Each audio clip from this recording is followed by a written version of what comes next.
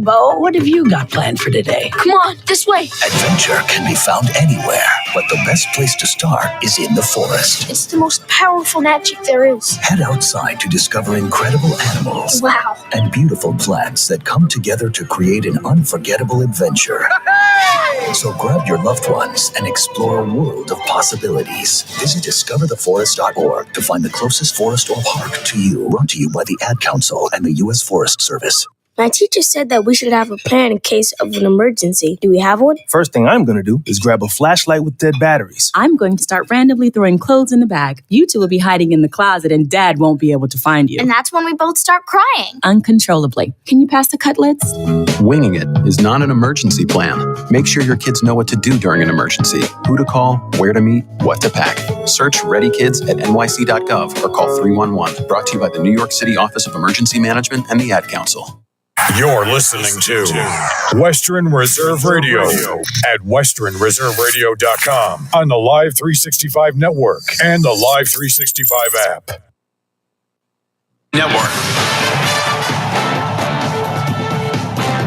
All right, you can find the standings and plays for the Friday Football Invitational up on our website, vsin.com. And if you're a vSIN Pro subscriber, you get all the plays in your inbox 5 minutes after the end of this show. Also, right now, the all-new vSIN Watch app makes it easy to watch or listen to vSIN anytime, anywhere. For a limited time, you can watch it for free. Visit the Apple app or Google Play Store now to download the vSIN Watch app and get 24/7 access to our live audio and video streams. Watch replays of your favorite vSIN shows. Easily stream video to your smart TV. The vSIN Watch app has plenty more features. It's free to download for both Apple and Android users. Don't delay. Do it today. Visit the Apple or Google App Store now to download the all-new vSIN Watch app. Become part of the Sports Betting Network. To remain part of this contest, you got to stay above the cut line. Each week, we're going to cut the bottom two contestants in the standings, and the first two to go, Matt St. Marie, who was in 24th, and Sean Higgs, who was in 25th. And right now, the cut line sitting on it is Chris Zanook, Las Vegas Pro Bettor, and the defending champ, Jeff Petch, the Mad Russian, trying to stay alive. He and Jason Jarvis tied with Chris Zanook in 21st place as we head into Week 10. And it's a battle of survival at this point. Here we go with the Mad Russian, the defending champ, Jeff Petch. He's also the Circa Million runner-up in 2021. At Mad Russian NFL this week for Jeff Petch, the best bet, Steelers plus 2.5 at the Commanders. I know he's got plus 3 in his pocket, and he said this might be his favorite play of the NFL season to this point. The Mad Russian loves Mike Tomlin and the Steelers getting the points. That's his best bet. Also this week, 6 more NFL plays for the Mad Russian to stay alive. Rams -1 on Monday night. Cardinals plus 1.5 against the Jets. Patriots plus 6 at Chicago. 49ers laying 6 at Tampa Bay. Vikings laying 6.5 at Jacksonville. And Colts plus 4 against the Bills. Jason Jarvis, 2-time top 10 finisher in the Circa Million. He was in Vegas last week. He's a highly successful tech guy from Connecticut. And Jarvis needed the Miami Miracle to make the cut. We're going to expand on that here in a minute. But Jason Jarvis this week to stay alive again in the contest. 25, 35, and 3, 28 points right there with Zanook and Petch. Jason Jarvis this week playing Rutgers plus 6 against Minnesota. Now he's going to go to 6 NFL plays. 49ers -6, Broncos plus 8, Colts plus 4, Saints plus 3.5, Texans plus 3.5, and the best bet for Jason Jarvis, he's 3-6 on the best bets. The Tennessee Titans plus 7.5 at the LA Chargers. And I don't disagree with that, but I've been burned with the Titans so many times. Congrats on Jarvis for going back to it and for staying alive in the contest. Pat Forty, a highly respected columnist for Yahoo Sports, had the dumbest tweet of the week in sports last weekend. In the third quarter during the Duke-Miami game, Pat Forty tweets, Duke 28, Miami 17. Still waiting for someone to explain why the Hurricanes were 20-point favorites. Blue Devils were my lock of the week on the pod. And when you tweet out something that dumb in the middle of the third quarter, you're going to jinx yourself. And guess what? Miami came all the way back to win the game 53-31 and cover the number. And the Miami Miracle is what kept Jason Jarvis alive and what knocked out Matt St. Marie in this contest a week ago. That was the difference. All right, Jarvis this week on Titans plus 7.5 as his best bet. Chuck, the Iceman Edel, right now in third place, 38.5 points. He is 4 behind Chris Piper, 1 behind Weston Stratman, 35, 26, and 2. Chuck Edel, 5, 3, and 1 on his best bets. Pro Better from Vegas. The runner-up in this contest in 2022, Chuck Edel this week playing TCU minus 10.5 against Oklahoma State. San Jose plus 3 at Oregon State. South Carolina Vandy under 45.5. Chuck is one of the guys who loves to play college football totals. He's got 3 of them on his card. South Carolina Vandy under 45.5. Liberty Middle Tennessee over 54. Navy minus 3 at South Florida. Cincinnati minus 3.5 against West Virginia. And the best bet for Chuck Edel, Michigan, Indiana under 50. Now, we've had that play a few times tonight. Wolverines, Hoosiers under the total of 50. The best bet for Chuck Edel. Right now in third place, he's tied with Alex White, 38.5 points. Alex White, media personality in Vegas. Also, the Station Casino's last man standing college football contest winner in 2022. You can follow her at Alex White with 2 E's on the end.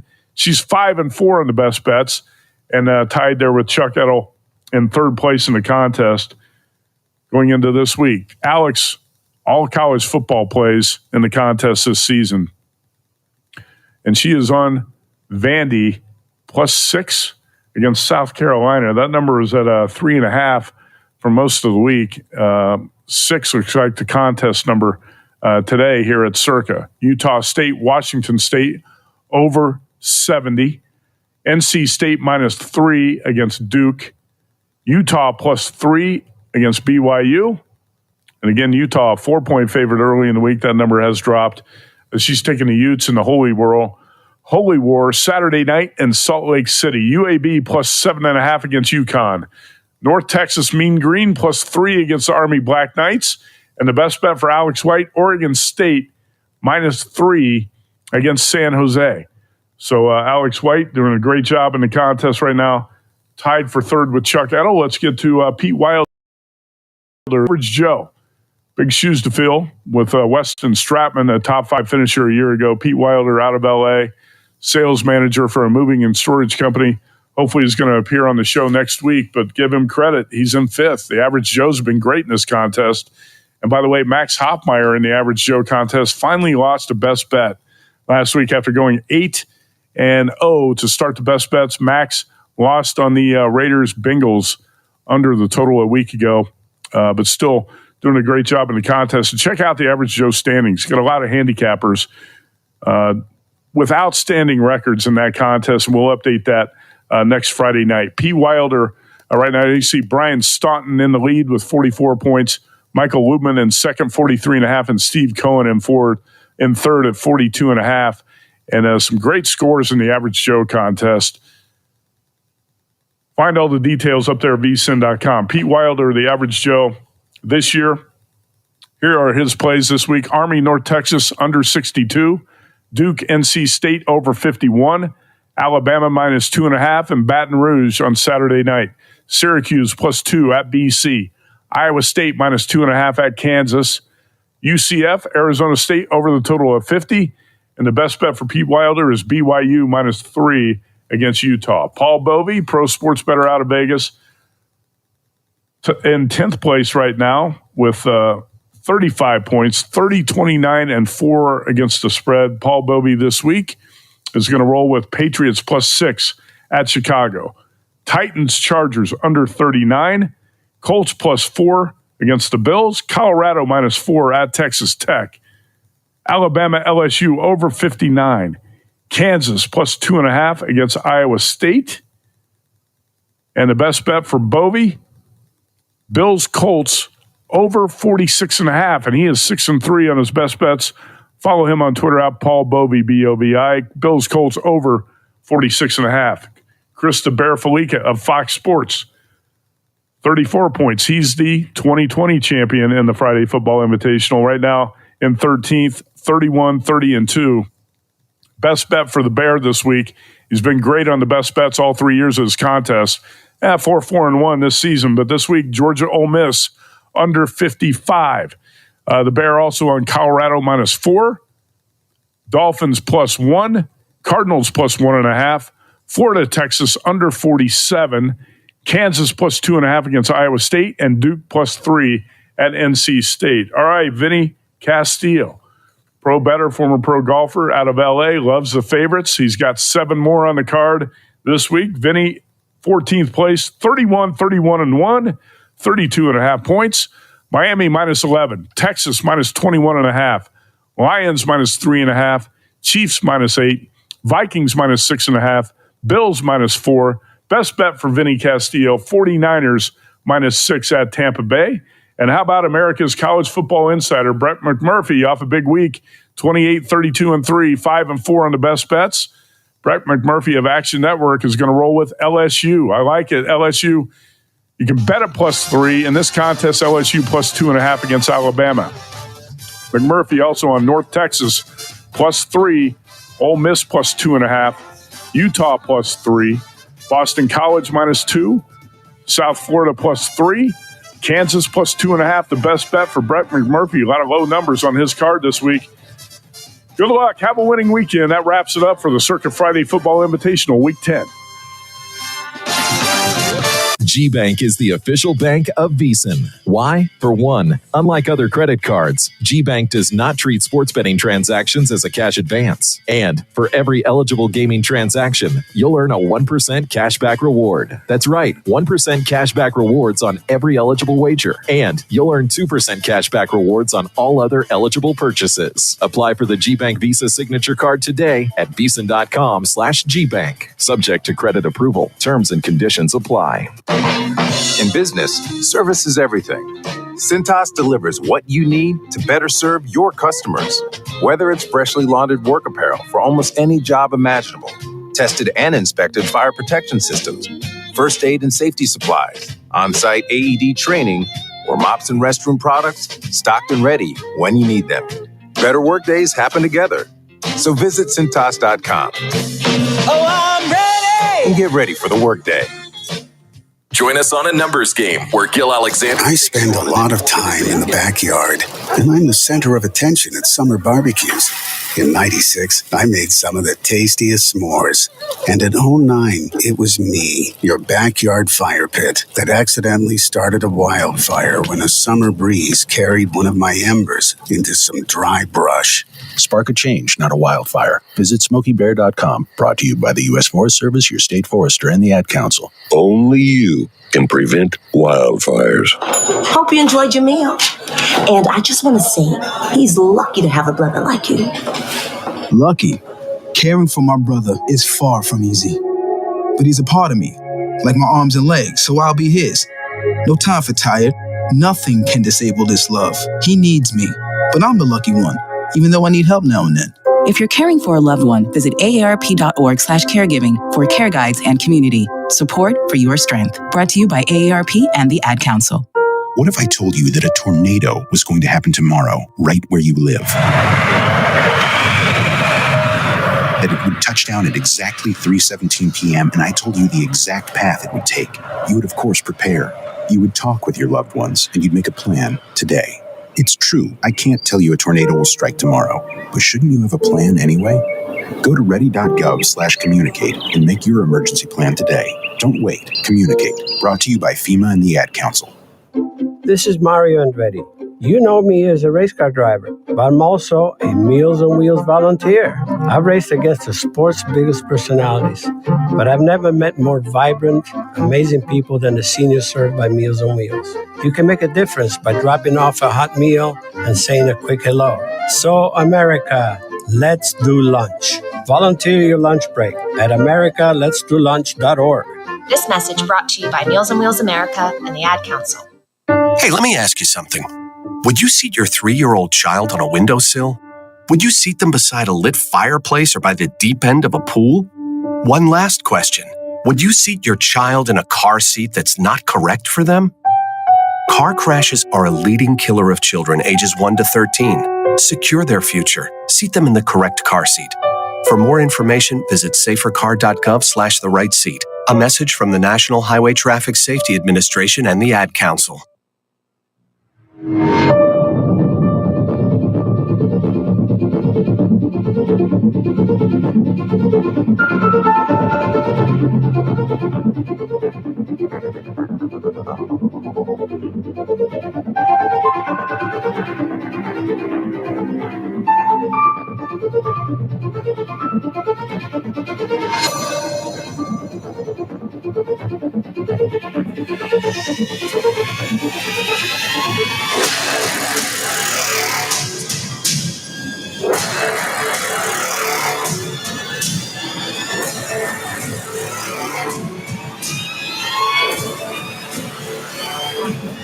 Youngstown, Warren, and Salem's local and national sports talk can be found on TuneIn and the Live 365 app at Western Reserve Radio, WRDB, The Scourge. Western Reserve Radio is the Valley's online source for sports talk and local live events. Tune in and be a part of their live weekly shows, as well as all of the hard-hitting action of Youngstown Phantoms hockey, high school football, and the GDFL. Find them at westernreserveradio.com. Tune in and the Live 365 app to be a part of the area's sports conversation. Be sure to visit them on Facebook at Western Reserve Radio and on Twitter at WR_radio.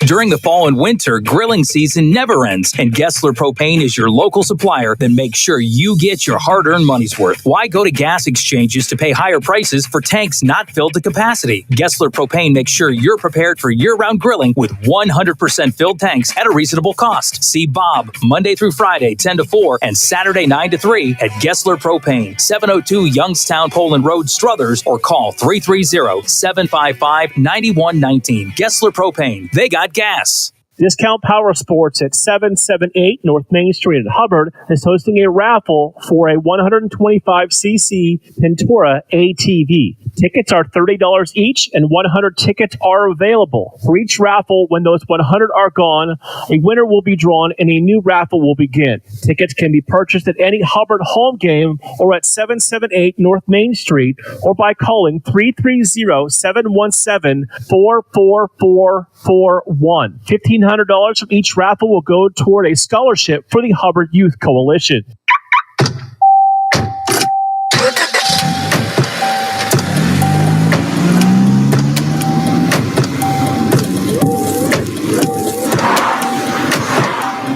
Driving has a rhythm all its own.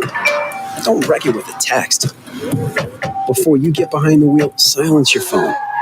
Or better yet, designate a texter. For more text-free driving tips, visit StopTextStopWrecks.org. Brought to you by the Ad Council and the National Highway Traffic Safety Administration.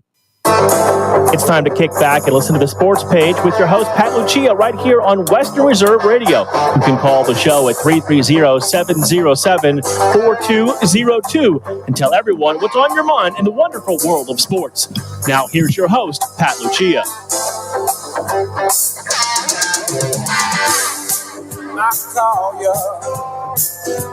Saturday morning sports page, Pat Lucia, Dave Clark, 330-707-4202. Get in and talk sports on Western Reserve Radio on this beautiful sunny Saturday morning. Brisk Dave Clark out there. I like it. A little crispy. A little crispy. Yeah, not bad. It's the fall. It's going to be a beautiful day here, about 55 degrees, give and take. But it is going to be a very interesting weekend, as always, especially this time of year. We're into NFL Week 10, Dave. Already. Colleges Week 11. And obviously the high school finished their Week 12, which is obviously 2 rounds into the playoffs. So a lot going on there. Maybe we'll look at some of those scores in high school. let's look at real quick. Fitch beat Harding 42-21. West Holmes beat East Liverpool 24-13. Warren JFK 28. Monroeville 19. Poland beat Martins Ferry 34-14, and I believe they go on to play Akron Manchester, who won. So where these teams go, now they all played their home games. Right. But now they go to the neutral sites starting next week. Yeah. They'll announce them tomorrow. And they announce the sites tomorrow. So all the folks, all the fans of these teams that won will be obviously checking it out to see where their team is going.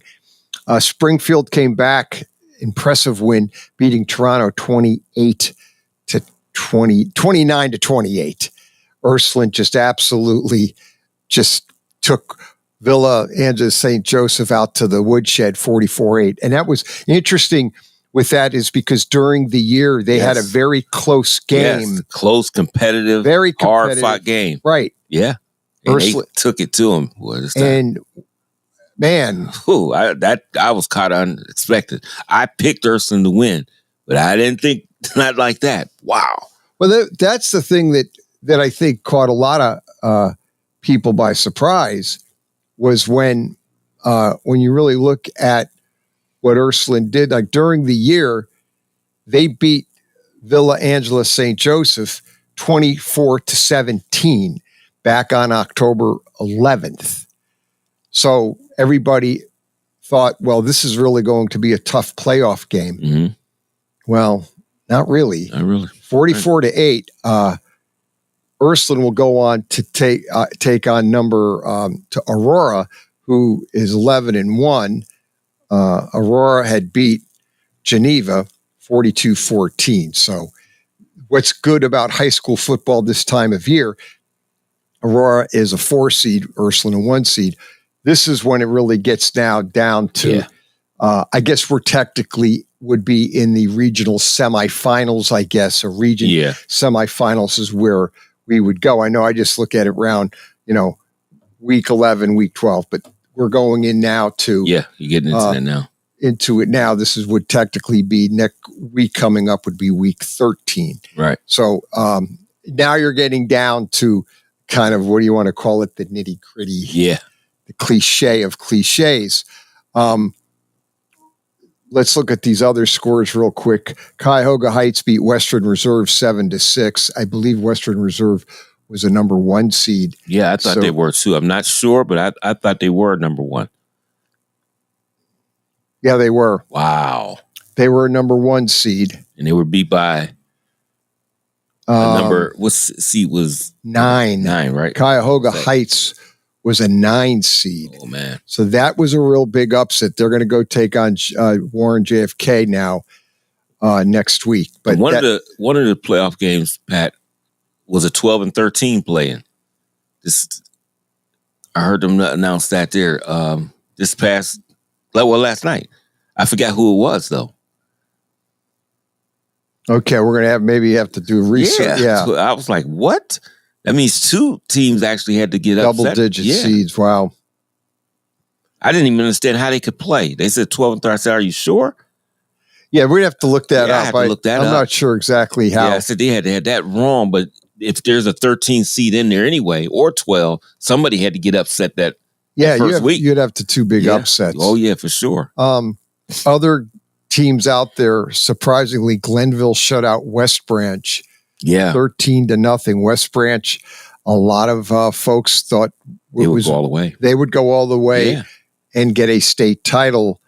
Not to be. They ran into the Glenville, the Tar Blooders up there in Glenville, Cleveland, and they beat West Branch.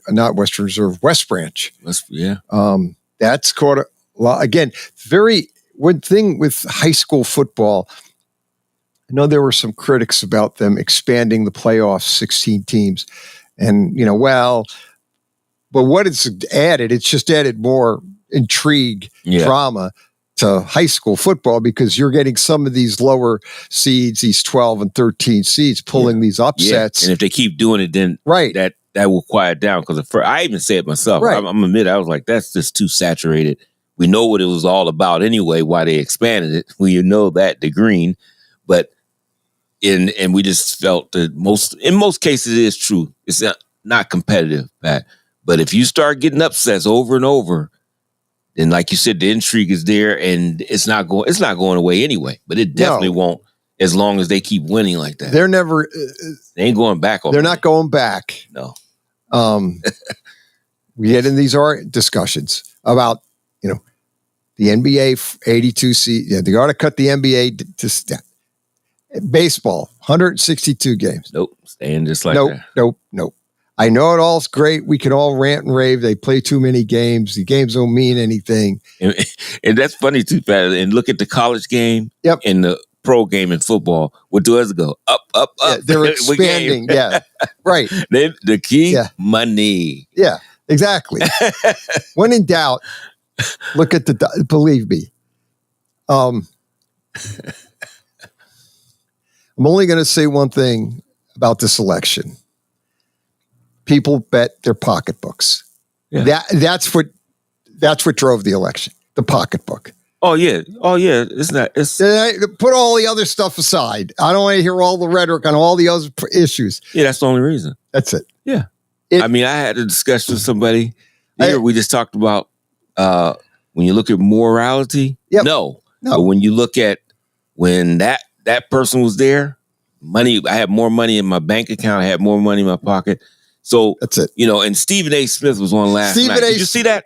I saw him on The View. Was that it? I see him. He was on Laura Coates, and he said he said it. He said quit fussing. Right. That's what he said. It's about family. My family didn't have this to take care of what they needed to. Now, right. You got to go. Yeah. So you're going to go where it was more comfortable. Exactly. Even though inflation has reduced, but you don't see, you're not going to see that. Even though it has, the numbers you can see is better. It's way better. The thing where there's certain items that have gone up and stayed up. Right. Now they're staying up. They didn't come down yet. But so inflation has slowed, which it has to slow. Right. Because you can't continue to have double-digit inflation. You would have probably total chaos. You can't. So inflation has slowed, but people are looking at hoping that maybe with a change in up top president, maybe some of these items will actually start to come down in price. All you can do, you got to look at you didn't have 20 candidates, you had two. So you look at where you were back then, it was a little bit better. Yep. This year was a disaster. Yep. It was a disaster, let's be honest. And then already knew who would win because she was connected. Yeah. At a time. So it was going to be hard for her to run away from that in that little bit of time she had. No way you're going to get away from that rhetoric. So my money, it's not all about what people want to make a controversy. It's really about the cash. When you look at if you took the numbers of all the people in the world, that's what it really is about, more so than the other stuff that we don't want to hear. Stephen A. Smith was right. Yeah, no, he was. Listen to what he said. Man, that guy's a lot smart. He's not about sports. He knows he's a lot good, of stuff. and he's very, very smart. Yeah. When he was talking, he got on it. He got into some discussion about fringe part of the parties. Yeah. They forget about the bulk of the people in the middle. Right. And if you look at the country, and he brought it up. He was just talking about, a family and all their, there was discussion about don't people need to read more, and he would into the politics, and he goes, he said to the one host, said, they don't, you have to understand, people have lives, they have kids, they work, they don't have time to be reading all of the, minutia politics and all these articles out there. Right. They have so many other things going on, soccer practice, kids, everything. This everything. Is too much. Pay bills. Right. And that's it. And you need money to pay him. And I need my money to pay him bills. And basically, he in essence said that. And I said, man, he hit the nail on the head. Well, I mean, that's what it is. And that's what it is. Yeah. I mean, overall, we know the other rhetoric is there. Right. But it's always been there. It's always there. And it's always going to be there. Yeah. It's not moving. It's never going to change. The rhetoric is all going to be generated. That's the world we live in. It's sad. I hate that it's like that because we wish you could all just get along and move forward. We'd be the greatest country in the world, the richest and the greatest. Right. But it's just not going to happen. You know, with the constant, and I think people need. And I saw another thing. It says the power of, especially now with we didn't have the Twitter, we didn't have the internet, we didn't have all that even 10, 12 years ago. Really didn't have it like it is today, and the impact that has. Right. And sometimes I think that has more of a negative impact because of there's so much disinformation, and you have to try to filter what is true and what's not true. Well, and sometimes you don't know. Hard. Yeah, you don't. And sometimes you have to go to other sources, and you're still could be following the same bad information. So, and some of this bad information we think it's from this group here, some type of hate group and they don't really be them. It'd be other countries, right? And that's the other It'd part. Be filtrating our system and putting that stuff out here. You don't know what causes conflict between different, and that's what things, that's what they want. And they don't They want us in discord. They want the discord within the country. So we could be like these other countries fighting between each other, right? War torn countries. Yeah, they want to see the United States to look just like that. They do. That's right. Because what they always say, the greatest country, but they don't like, they act like, oh, that's nice. They want us to be just like that. Jealousy. Yeah, right. And they want us to be like, they want us all to be in here fighting, shooting at each other, doing everything. They want us to be a war torn country. That's correct. Yeah. So I know it is. In the end of the day, it always came down, they bet pocketbook, they bet the money. They bet, and I understand that because people, again, are trying to pay bills. And if they could get more money at the end of their paycheck to put in a 401k or save or buy the kids clothes, whatever they need to do, they're going to do that. Yeah. So, I mean, in essence, that's my take was it was just people went in, voted, and I think to a large extent, they took, okay, I don't think, and I'll go out on a limb, maybe they weren't real taken with either candidate. Yeah. And it just came down to, okay, well, you only had and that's it. You really only had two. I mean, you can vote the other parties. Yeah. But at the end of the day, but I that's wouldn't kind really of like enlightened by either or. But if I'm looking at who's going to or has done in the past, because he doesn't, that's why I got to look at it. All I can do is tie her to. I got to tie her to Biden, and then him, and his was better at the time. At the time, it was flowing a lot better. Now. And what he did is when he took over, he kept it a little just like Obama had, and he kept it down to Trump. Kept it there, and then it got better. It did. And then when Joe took over, something happened. He went nuts, and it went crazy. It went nuts. And really, they should have. He was a guy that should have been when they changed candidates back. They should have did that a long time ago because he was. His cognizance was just not there. What happened is every America, we could see Biden declining before our eyes. Yeah. Sadly, when he got in the debate and had the brain freeze against Trump, then the party realized what we knew all along. But I think they knew too, but it's covered up. That's my take. I think. I really believe that. Yeah, I believe. Don't know. But it's nothing wrong with admitting it. That's what it is. Keep putting the Band-Aid on. Yeah, just not. I don't put no Band-Aid. When it got that evident, and then they knew that he can't beat Trump because he's obviously cognitively has hit skids. But then I thought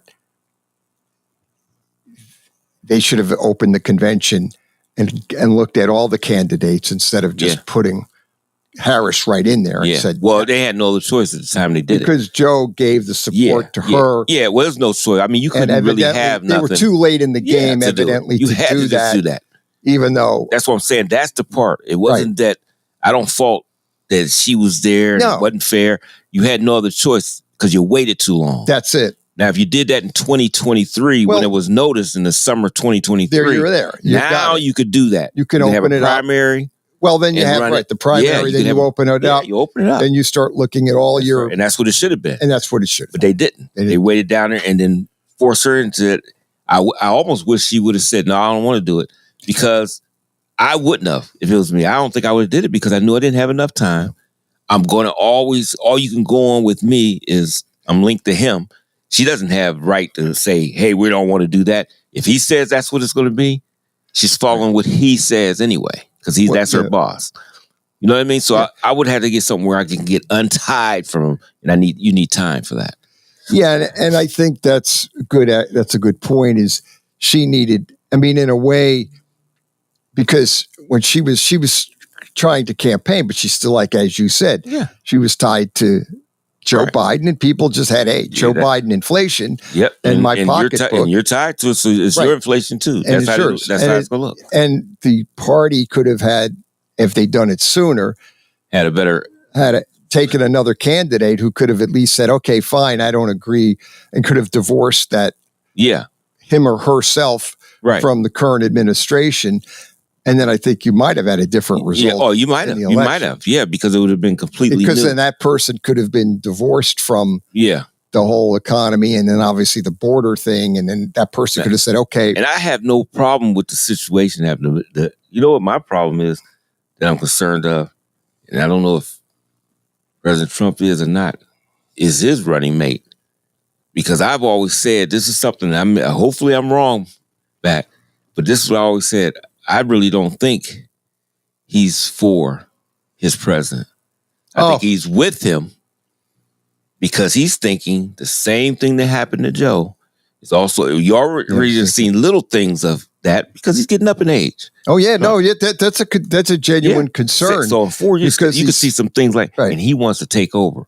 Because the things he said on the line going, it's hard to suppress that just like that. Boom, and now I'm for him. I really think he has some other agendas. Could potentially. Yeah, I just do. I really do. But I think what's going to ultimately happen there, depending on what happens with Trump. But as long as he can make, nothing severe happen. I know people do concern on a lot of different reasons. And that's my concern, that guy. Right. Deservedly so. I mean, obviously. But I don't think he's really with him. I mean, he's with him for the ride. There's a lot of them there for the ride. What ultimately will have to happen is when Trump, gets the 4 years done, but he'll have to run against the other Republicans too. They're gonna, that'll be interesting. 2028. It's so wide open in my eyes. I mean, and again, depending on what type of 4 years Trump has, but then ultimately he's going to dictate to some extent, how powerful Vance will be based on Trump's success, or his popularity. Yeah, popularity. Yeah. Real quick, and we'll move on. Yeah. But I didn't mean to go down the rabbit hole, but we do all the time.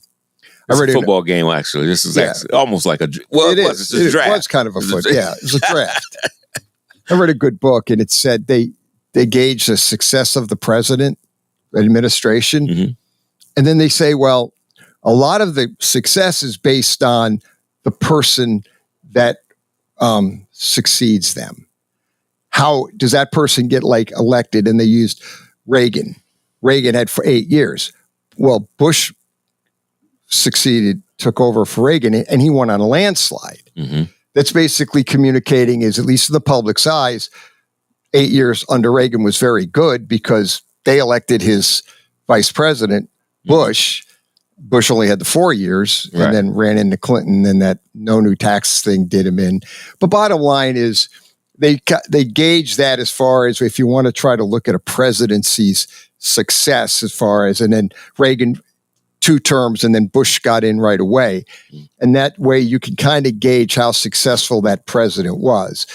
So getting forward here, we'll see what 4 years Trump has, and then who ultimately takes over for him in 2028, and then what success they have. And then obviously now the Democrats will have 4 years to work on getting a candidate up to run against whoever the Republicans ultimately put up. So that will be, and I think I saw something this morning. I said, it's just so wide open. Yeah. If you're looking ahead to 2028, it'll be totally wide open as far as candidates go. Yeah. Yep. And it's going to be interesting. And it'll be real interesting. Yeah, it will.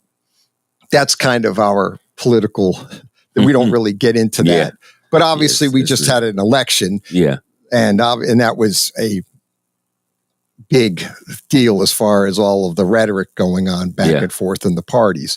But we'll see what happens. Yeah. And all you can do is, like I said, I tell people, that's the election. And that's not the guide. Some people look at that as the guidance of their life. And I said, no, it's only one guidance of mine. That's the man upstairs. So I don't be concerned. I want to even kill no matter who it is. Yeah. I know some of these people get carried away. Oh, they get carried. Jimmy Kimmel was crying, almost started to cry when he did his monologue. He was holding back tears because Donald Trump won, and he was just so mad, upset. I shouldn't say mad, upset. And I'm thinking, come on. I just think of all the jargon that's been going on. People are concerned about the world in general here. But they got to remember, a lot of those things got to go through all kinds. If he wants to do all that, it's got to go through all these channels. It just doesn't happen just because that. Yes. Look, man, come on. Government, checks and balances. We have 3 branches of the government. You've got basically the president, the Senate, and Congress. Right. Okay. There are, and I know Republicans have the Senate, and I don't know what's going to happen with the House, but they still have checks and balances. And they all don't, just because they're all Republicans, they don't all say yes. They don't all agree. No, they don't. There's certain things they don't want to go down that rabbit hole as you like to use. They're like, oh no, we can't have that going on. And you're going to have some Republicans that are considered more of a liberal. Some are more conservative. They don't agree. No. So they're going to be going back and forth. And then, and I mean, the thing with Trump, he just says stuff. I think some of it was just like, what's our guy that what's the radio guy that was, I ain't talking about our Skip, but I'm talking about just a shock, almost like a shock. Yeah, kind of. He likes to, he does that. He says things that's right. People want to hear. And that's it. He's not going to do that. No, he's not going to do that. Because he's not that I don't think he's that crazy. No, he's not. He reminds me of a carnival barker, sort of, when he's yelling, he's talking, he's just sort of tone it down. Yeah. But I just think you've got, and he's going to have, I'll give you an example. I was listening to the Jim Gray show on Monday night. Yeah. And he had Trump on. Mm-hmm. And he asked, they got into NIL. And he started talking about limiting the NIL, or, president, they have to control it, ... And so Jim Gray goes to Trump, what do you like? Are you going to do anything about this as government? He goes, no. He's not getting involved in that. Right. Because he goes, in essence, says there's other things more pressing. So, i.e., we're getting into this, we talk about this NIL all the time, and they want to limit it, and they're talking about putting some type of limit on how much people can make, which we know is just going to get blown out of the water as soon as they try to do that.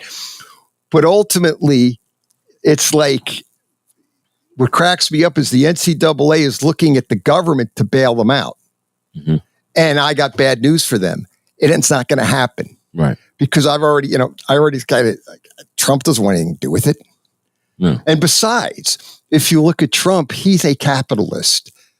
If anything, that goes against his belief, because he believes people should be able to make as much money as they can potentially make. Right.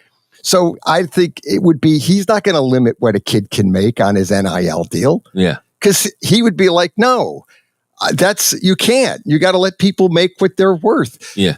Because that's his background. I mean, he's basically that way. He's a capitalist. Right.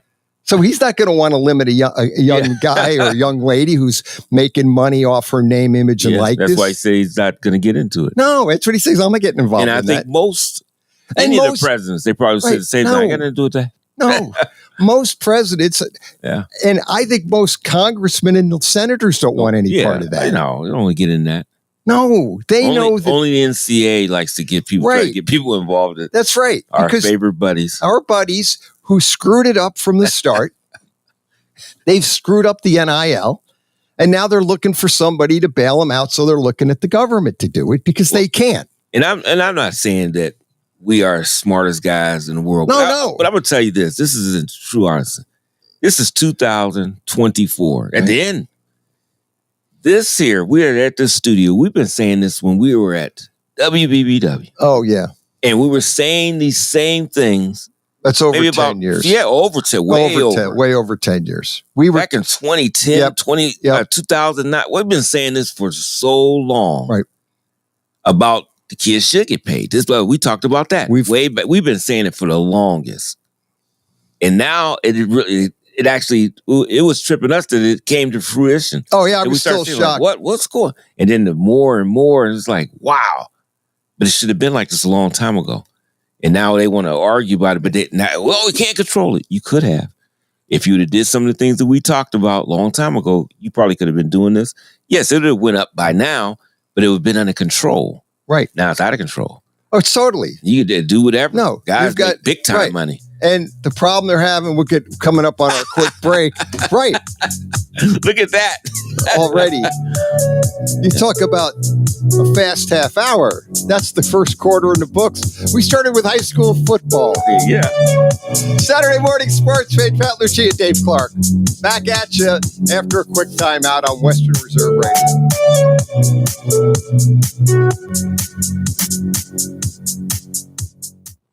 Catch all of the spring and summer action of Cleveland Cobras minor league football on Western Reserve Radio. Follow the Cobras as they compete against teams from around the region in pursuit of a Tri-Point Football League championship. And if you're looking to continue your football career after high school, college, or even the pros, or to be part of the Cobras staff, go to Facebook at Cleveland Cobras Football. Or contact owner Jesse Caldwell at 330-416-3442. Be a part of the excitement of Cleveland Cobras football. This is Matt Lipsack, the voice of the Youngstown Phantoms, and your home for Phantoms hockey is Western Reserve Radio. Located in Applewood Estates in Boardman Township, the Applewood Swim and Tennis Club offers a pleasant family environment. Choose a membership that meets your needs and enjoy a relaxing venue that includes not only swimming for the family, but also youth activities such as competitive swimming, tennis, and more. Enjoy the friendly atmosphere all summer long with the staff and members of the Applewood Swim and Tennis Club. For more information, go to applewoodswimandtennis.com or call 330-953-2833. The year was 1907. The Cubs won the World Series and the Ford Model R hit the assembly line. While here in Ohio, school administrators came together to form the Ohio High School Athletic Association. One thing that hasn't changed since 1907 is the dedication of the OHSAA to education-based athletics in Ohio. School sports teach responsibility, sportsmanship, and life lessons that stay with students long after their playing days are over. The OHSAA seeks to prepare students not for the next level of sport, but for the next level of life.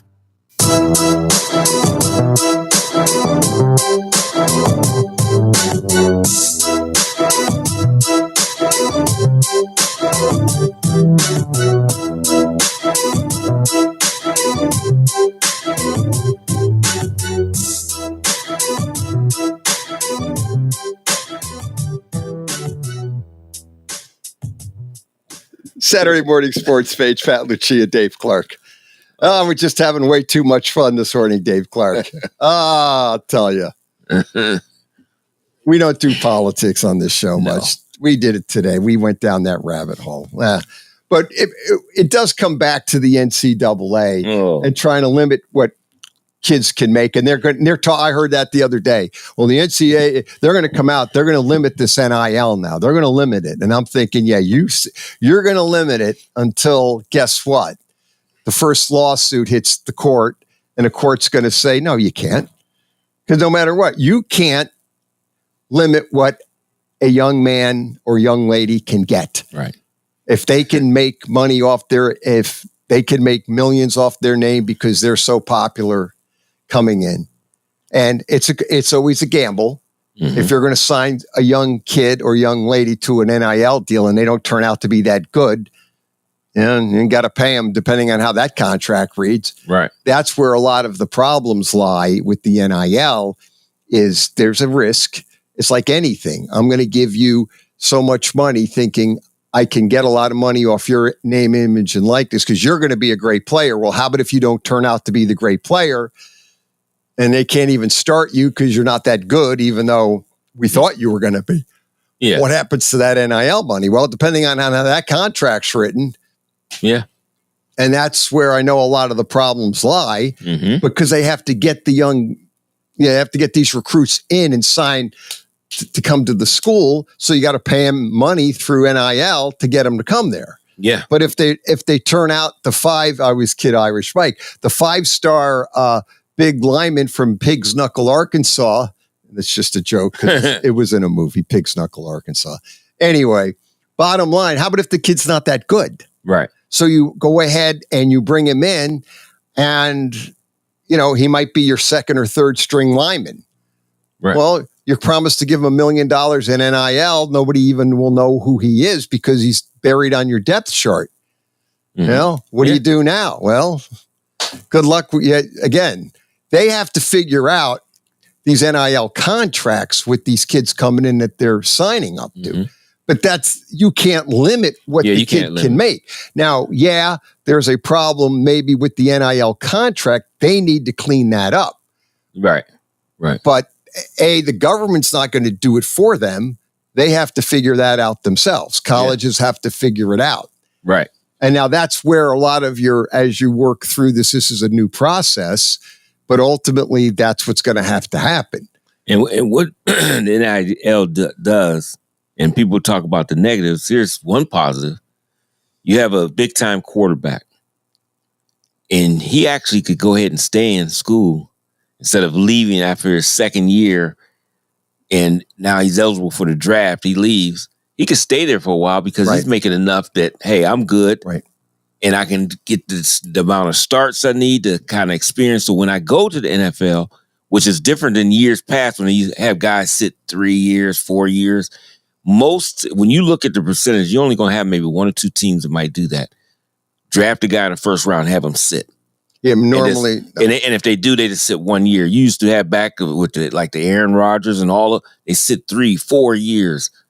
That doesn't happen anymore. These guys, as soon as they get an opportunity, they see, got to put them in. And they start them way before time. These guys can develop more because the NFL used to be a developing league.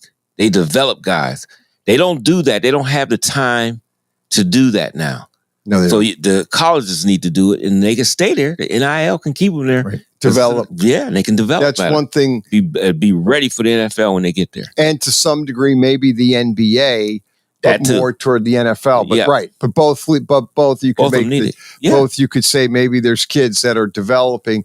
Now they can make enough money there to stay in college, get a degree, and then come out and play. Right.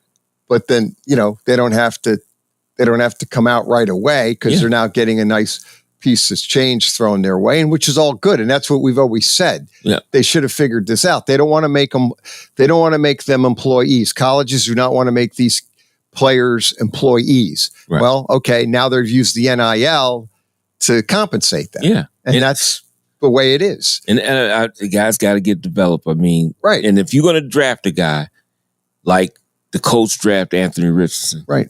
He only had 13 starts. He only had right. You need to have a something in place to say, okay, I got a quarterback that's going to be here for 2 years. He can learn of them. You got to have that plan. You can't just come and throw this guy in there, ruin his confidence, ruin what he does, and now the guy, next thing you know, he's a journeyman because he has no confidence. Well, he got the talent. And we've seen that happen a lot to players. Yeah. That's not... I mean, look at Bo Nix was struggling. Now, he didn't have a good week last week, but but he struggles. He got better. Terrible week last week, but that's okay. He's going to continue to get better. But look at all the starts he had. He gave him an opportunity. Penix, who's not playing, but he's learning behind Kirk Cousins. He had a lot of starts, but he can learn and learn. When he gets ready to take over, he'll be ready. Yeah, he'll be ready to go. Yep, he'll be ready to roll. Yeah, he'll be he'll be NFL ready. Yes. Snap one. Yeah. See, that's the thing. And you just don't see that nowadays. So they want to look at the bad side of NIL, but there's a good side. Yeah, there's a good side to it. And they should have always been getting, we didn't say this. We've been instead of the gym bag full of cash. Yeah. The handshake, the great envelopes. Don't put the school logo on the cash of the gym bag that you're giving them. That could end up, that could come back to bite you. Right. Yeah. Or you put your rivals on it and then let them get in trouble. Yeah, that's a good idea. So if you're Ohio State, you give the kid a Michigan bag full of money. And when the NC Stiff starts, that was a Michigan guy that did that. He didn't do it. Right. Let them get in trouble. Right. 10-year probation. Let them get probation. No bowls, no nothing balls, for 10 years. Nothing for 10 years. Because NCAA love though. They love those they love that. They love going after kick those guys players. out. Boy, I love how they kick coaches out of coaching. Yeah. But they already went to the NFL. That's what I like. They're not Harbaugh. coming back. I know. They don't care. Harbaugh's been and didn't Pierce get in trouble? Yeah. He's in trouble because Arizona State, he did something. Like he's going back. Yeah. Like he's been suspended. He can't coach here for 5 years in college. And Harbaugh can't coach for so many years. Good. If he gets fired as a Raider head coach, he'll be an assistant. No, he'll be an somewhere. assistant like tomorrow. pick up the phone. So he'll be looking at people who want to hire. Pierce will get a job as an assistant. He's got 10 jobs waiting for him if something happens. Right. They don't have to worry about it. You don't have to worry about it. And obviously Harbaugh, No. So, I mean, give me a break with this. So we're going to, they like Did to we go. get some firing? Did we get a firing already? Yeah, Dennis Allen lost his job because he lost to Carolina, so he got booted out. Well, we said it. Yeah. And can't lose this one. He's out. They didn't even wait to the end of the year. They fired him. They're done. He's a mid-season casualty. Hey, Tepper was happy. They won. Well, I guess the only thing now is they're talking about, what are they going to do with Canales? I mean, and I think it was, I forget, Mad Dog was talking, was it Mike Lombardi or somebody, maybe not. He was talking to maybe it was like one of the callers. Anyway, and it was so true. He said that if he fires Canales, just sell the team. Just Tepper needs, if you're going to fire Canales after not even 1 year, and you're going to fire him and start all over again, then Tepper just sell the team. Yeah. Because you can't. You're going to you're ruining the team. You can't fire every year. Hire a guy, fire the guy, you're not getting the results. Just sell the team. Please. You just, it's just Cleveland maybe Browns not fans, quite your cup of tea. Cleveland Browns fans, I know y'all hated Art Modell. But you know what? You had more stability when it was Art Modell. You did. You did. You had it like an organization instead of firing every other year. Right. And that's a good point. Of all of you think of Cleveland, and when Art was the owner, when Art owned it, they had stability with their coaches. Yeah, they didn't fight. It wasn't firing people like that. When you think about it, when we growing up started to follow NFL, like I was you were the late 60s. I was like I was 64, 65. Well, I still remember watching Jim Brown play. You caught Jim Brown right at the end. Yeah, right there. Right, okay. I remember that, and then really knowing football, probably like 67. Right, 67. I really knew it. Because you're... I was little, but I knew I was 7, you were like 8 years 9 old. years old, Yeah, right? yeah, I got into it. Yeah, that's kind of when I got into it, when I was like 10. 64, 65, I was 10, 11. I got like enamored with it. I remember kind of 63, not much. Really 64 was the first year, but I was 8, 9. But same thing with you. You were 8, 9 when you're at that age. Yeah. And then you follow it. Yep. And you become glued and you're reading Super because Bowl, you can still everything. read. You're starting to read. You understand. You're just starting to just take every magazine. We didn't have internet, so you had Sports Illustrated, you had a magazine, you read it from cover to cover. Yep. Sometimes you read the article twice because you liked it so much. Yep. But you knew. But what I was going to say is, it seemed back then they weren't firing coaches as much as they are now. No, guys had jobs They for gave years. guys for a few years to turn it around. Yeah. And then even if they showed an improvement, they kept their coach. Yep. I mean, I'd have to start looking it up, but I don't remember coaches just getting like every year Black Monday where there were 5, 6 guys lost their jobs. It'll be happening again. But if Canales do it, I agree with Mad Dog. Yeah, sell the team because if you're going to do this every year. What are you going to do every year? And then that poor kid, Bryce Young, he needs to go to another team. I don't know how good the kid is, but he needs to go to a better team with a coach like a McVay. Like if I was the Rams, and I know McVay I would be trying to work a trade and get a guy like a Bryce Young. If you can get him for a 3rd round or a 4th round pick, maybe get him. And then maybe you can develop him. Here's another, we talked a little bit since we're on this, but Trey Lance in Dallas. Right. Obviously, he's not going to, for those that don't know, obviously, Dak Prescott had a severe hamstring injury. He's on the IR, missing 4 weeks. Right. Maybe longer. Yep. It might probably be longer. Could be longer. I don't know if it's going to be the season, but he's definitely out 4 weeks. That we know. So Trey Lance is not going to did not get the start. He's still now number 2. I was thinking, here's a guy that was with San Francisco. They played him, got hurt. We don't know how good he is. Right. I'm wondering if you're McVay and you have Stafford, you knowing he's not going to be there forever, but Stafford's playing good. Do you make the move to either get a Bryce Young or maybe try a Trey Lance? Because I don't know if Dallas is going to keep him or not. Right. Yeah. So if you're McVay with the Rams and he's one of the best coaches. Do you make that play to get one of those young quarterbacks and bring them in and see what you can do? Yeah, with him? I wouldn't be surprised he does something like that. Or at least talk to the ownership about it, because they got to look to that. They got to look to fill in that a little spot. bit down the road. I mean, get him now. Get him now, and then you can maybe develop them. Like I said, Bryce, maybe Young or maybe Trey Lance. Yeah, and bring Trey. See if they can come in and do something, with them. Because you don't want to just ruin them. And when you in a place where you keep turning coaches over, especially in Carolina. No, you're just, you can't develop anyway. No, you don't even get coaches don't even get to know one another. No. Because every time you hire a new coach, you get rid of all, it's constant. Most of the time, coach, usually the staff, you probably get rid of most of the staff. You get rid of the staff with it, and the coach brings all his guys in. And now he's learning something new again. Right, and he's learning new now. He's like, that never works out well. No. Let's hit the phones.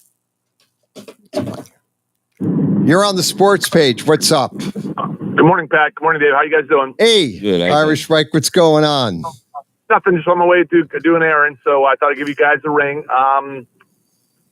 First topic, the college football rankings came out today. Yes. The very first one. What were your guys' thoughts on those immediately?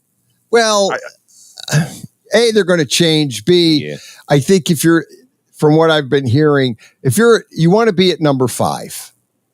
Yeah. You really want to be at the number 5 spot, because the way that is, because they have BYU, Miami. You see, I don't agree with what they've done, in that I don't think it's a good idea. Just rank the 12 best teams, because right now BYU and Miami are going to be 3 and 4, because they're going with the top 4 conference play. So Ohio State right now, is that what they're doing? Yeah. Because 1 through 4 is going to be like SEC, Big 10, ACC, and Big 12. Well, then if they're going to do that, but that's not the true rankings. No, it's not. It's not the true rankings. Well, yeah, it's not the true rankings. No. You're correct. And when we put this idea together 18 months ago, okay, and all my friends told me, well, Notre Dame's stupid. They can't be in the top 4. They're not in the conference, so they're going to be locked out of any bye. And I said, yeah, but if they can finish at number 5, they're going to play a non-power 5 school at number 12, and they're going to play in South Bend. Yes. And then more likely they're going to play the conference champion, the Big 12, which puts them in the semifinals. So exactly. The strategy was not a bad strategy if you think about it fairly and objectively, correct? Right, exactly. Right. But that should, right. You're 100% that right. Was the strategy. Yes. That is the strategy. When they lost to Northern Illinois, the strategy went out the window, but you could see at least where Schwarbrick was coming from his perception of how he wanted things to happen. Right. He knew. He had enough brains, I shouldn't say, to think ahead, which people don't do very often anymore. Bottom line is that's exactly right. Is where you want to be in this whole ranking is 5. If you're here's the other problem, 1 through 4, you sit out. What are you off 20 days before you play a game? If you're number 5, you get to play a game within 13 days. And as you've already said, Irish Mike, if you're sitting at number 5, you get the 12 seed. It's probably going to be like a Boise State or somebody. And then you get to play either the 3 or 4, which is going to be either the ACC champ or the Big 12 champ, which right now, when you look here, I'll give you an example. You called this up. The Big 12. If we're going to do a game, here's a game. Iowa State at Kansas, okay? Kansas is 2-6. Iowa State is 7-1. Iowa State is in second place. Kansas is at, I think, the 14th spot in the conference, okay? What do you think the point spread is for that game? They're at Kansas.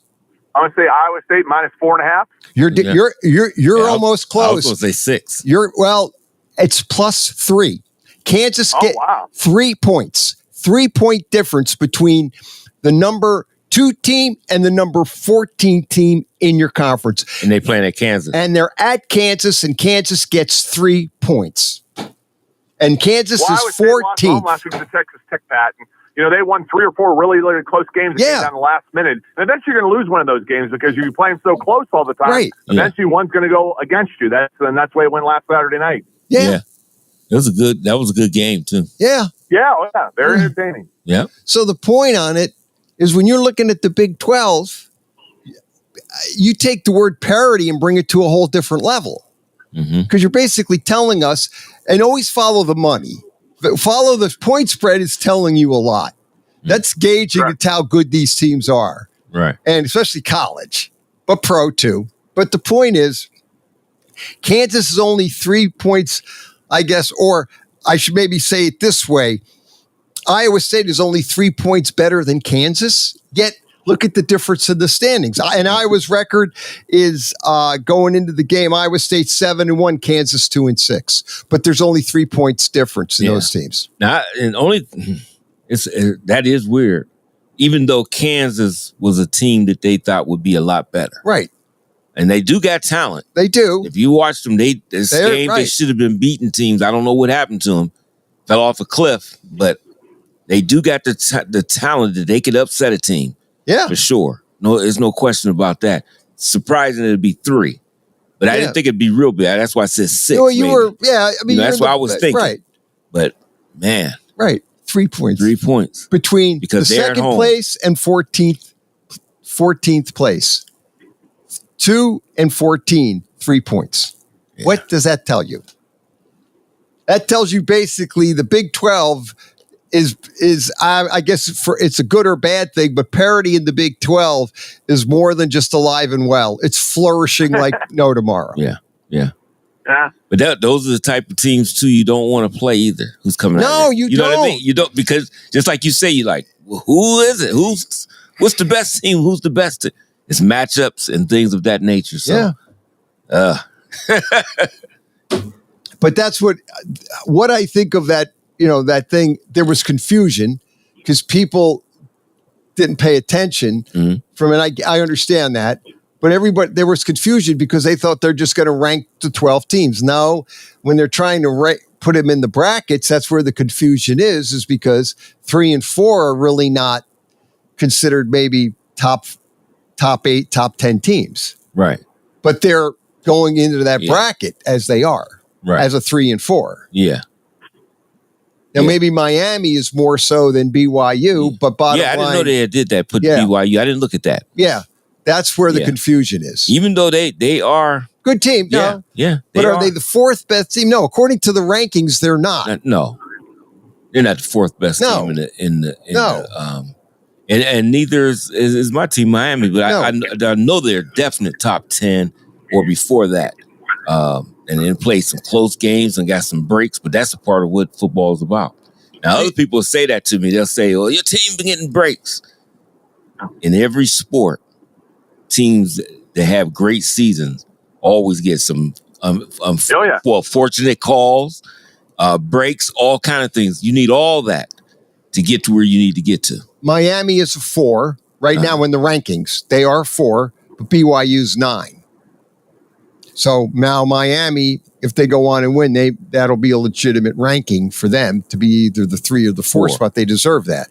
BYU is 9. In the regular ranking. In the regular college football rankings, they are 9. But because they'll win that conference, that's going to put them at the 4. Because that's how they put the brackets together. Right. You were right, 100. Irish Mike, 100% about Notre Dame. Looking at number 5, that's the spot you want to be. Yeah. And I told my friends that, Pat, 18 months ago, and they all laughed at me. They go, well, they don't get a bye in the first round. And I said, the way they look at it, well, they don't play a conference championship game, so that's their bye right there. So they're going to be sitting home December 7th, just watching everybody else play, and then, play around the 20th, 21st. And that was their thinking. Play that Mountain or whoever that Power 5 invite, had a good season like a Boise at home. Yeah. And a home game, you get a home game, and then you get the conference champion of the Big 12 on neutral site on January 1st or whatever it was. Or them teams that had them 20-something days off, it's tough. Yeah. You got to keep that edge. And that's the problem there. The first 4 teams, those 4 teams have that big span, like 20 some odd days. Right. So they have more of a layoff, which I don't think is good. Gary Danielson, who was on Mad Dog Russo, even said that he personally thought they could do away with these college football championships. Like, Oregon playing Ohio State. They shouldn't really have them because... Well, for what? Exactly. He's exactly what he said. For what? He said, because they play one another during the season. What are you doing at the end of the season playing it again? You've got everything. He goes, I think they should just do away with these college football championships because you're kind of cannibalizing one another. Money. And that's exactly what he went on to say. He goes, Medna goes, oh, they're going to do that. He goes, no, they're not going to do that. That's my suggestion. But no, they're not going to do it. And you just said the reason why, Irish Mike, because of the money. No, they're never not right. They're going to have those games. No, I mean, if Ohio State and Oregon ended up with the same exact record within the conference, Oregon will win it because it's head-to-head battle. And just go with that. Right, and go with that. Extra game, you don't need that. You don't need it. You don't especially need now since you got this expanded playoffs. Right, exactly. Since you've expanded the playoffs, you don't need those conference championships. And that was Gary Danielson's point. And he was I agree with him 100%. He's right. Right. You don't need conference championships now that you've got 12 teams. And you know what? It almost makes that game meaningless in a way because, I mean, if Oregon won, now they play, and then Ohio State wins. Right. So what did that win mean? That means nothing. It doesn't mean anything. No, if Ohio State and beats... they might play again in the playoffs. Yeah, that's right. They could play a third time. That's right, absolutely. And that's the other point to this. Doesn't make sense. These teams with these conference championship opens up the door for teams actually playing 3 times. Regular season, conference championship, and then in the tournament, in the 12 games. They could beat Ohio State, could end up playing Oregon in the final for the title. Yeah. They could play in the Big Ten and then again in the final, say, if the brackets lay out that way. Yeah, sure could. When or I was in high school, Pat, I had a teacher tell me he was a big sports fan. We used to talk sports with him back in high school, back in the late 80s, and he used to tell us in basketball, and you guys will love this quote. He said, Duke and North Carolina will play 4 times this year, and the first 3 times really don't matter. He's right. Yeah. It doesn't. Right? It doesn't. I mean, I have all these fans getting excited about the Cavs, and I root for the Cavs, Pat. I've watched very little basketball. It's November 9th, buddy. Okay? My answer is great. They can start the year 19-0, 23-0, but if they get knocked down in the second round of the playoffs in early May, nobody will care. Exactly. No, I mean, I know it's a great story. You're 100% right. Yeah.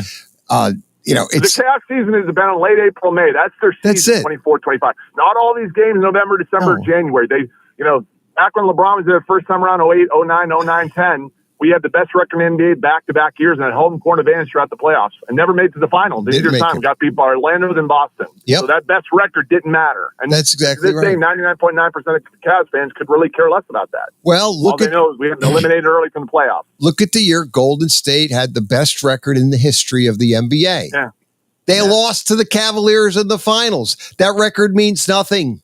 Yeah. Nothing. That means nothing. 2017, 17 years ago, you remember that hot streak the Cleveland Indians got on September? Right. They won 22 straight games. Right, yeah. The Major League Baseball record. Yeah. And they blew it 2 games and then lead the Yankees in the first round of the playoffs. And lost. That shot the whole season. That 22-game inning streak doesn't really mean anything to people. So people get caught up on all this stuff. So you're right, Dave. I mean, at the end of the day, we're going to remember what happens in late December, early January more than anything moving forward. Yeah. In 1998, the New York Yankees had one of the best records in all of baseball. And I remember they came out after the season, before the playoffs, and they were, the press. Oh, Joe Torre said it means nothing. If we don't win the World Series, that record means nothing. They're like all taken back by that. Yeah. He's like going, and they're like, he goes, no, seriously. Yeah, he goes, we played a great season. We won. But if we don't win the World Series, that record means absolutely nothing. We had the greatest record, but if we don't win the World Series, people and I don't understand how people be taken back. Right. And they're this is Voice of the Phantoms and friend of the show, Matt Lipsack, and you are listening to the Dump and Chase podcast on Western Reserve Radio. Hello. If you want to stay on top of your health, one simple thing to do is that time. Take a blood test so we can screen for the cancers that might affect you. So stand up, cancer, and take a pledge. We'll be back soon. ScreenNow.org. Yeah, okay, that's the music. Irish Mike, are you there? It's a little technical glitch, I'll call it that. We'll be back after a real quick timeout. Hang in there. We got college picks to get to. Saturday morning sports.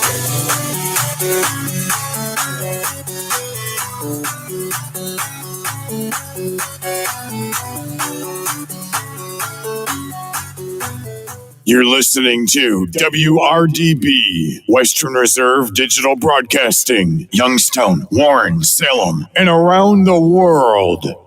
You're listening to Western Reserve Radio at westernreserveradio.com on the Live 365 network and the Live 365 app.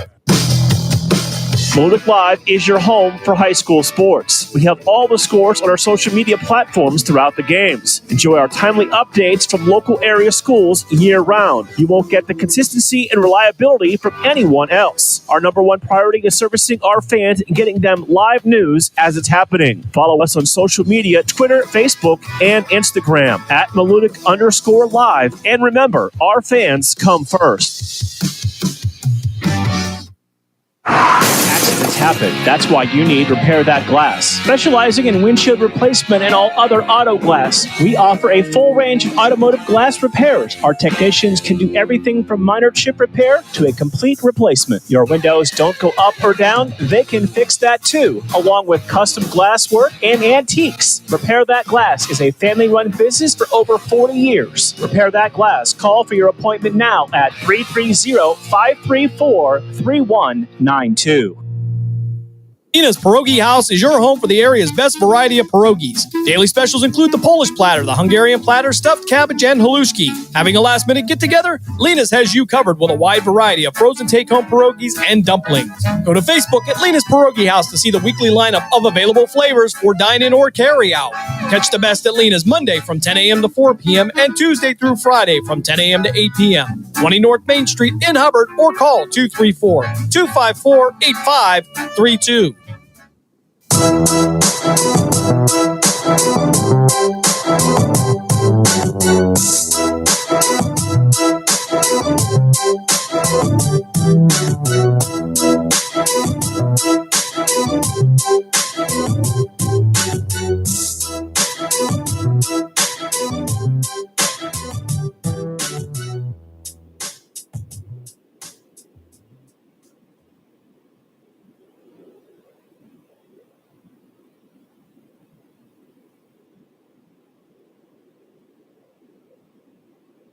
Saturday morning sports page, Pat Lucia, Dave Clark. We got Irish Mike.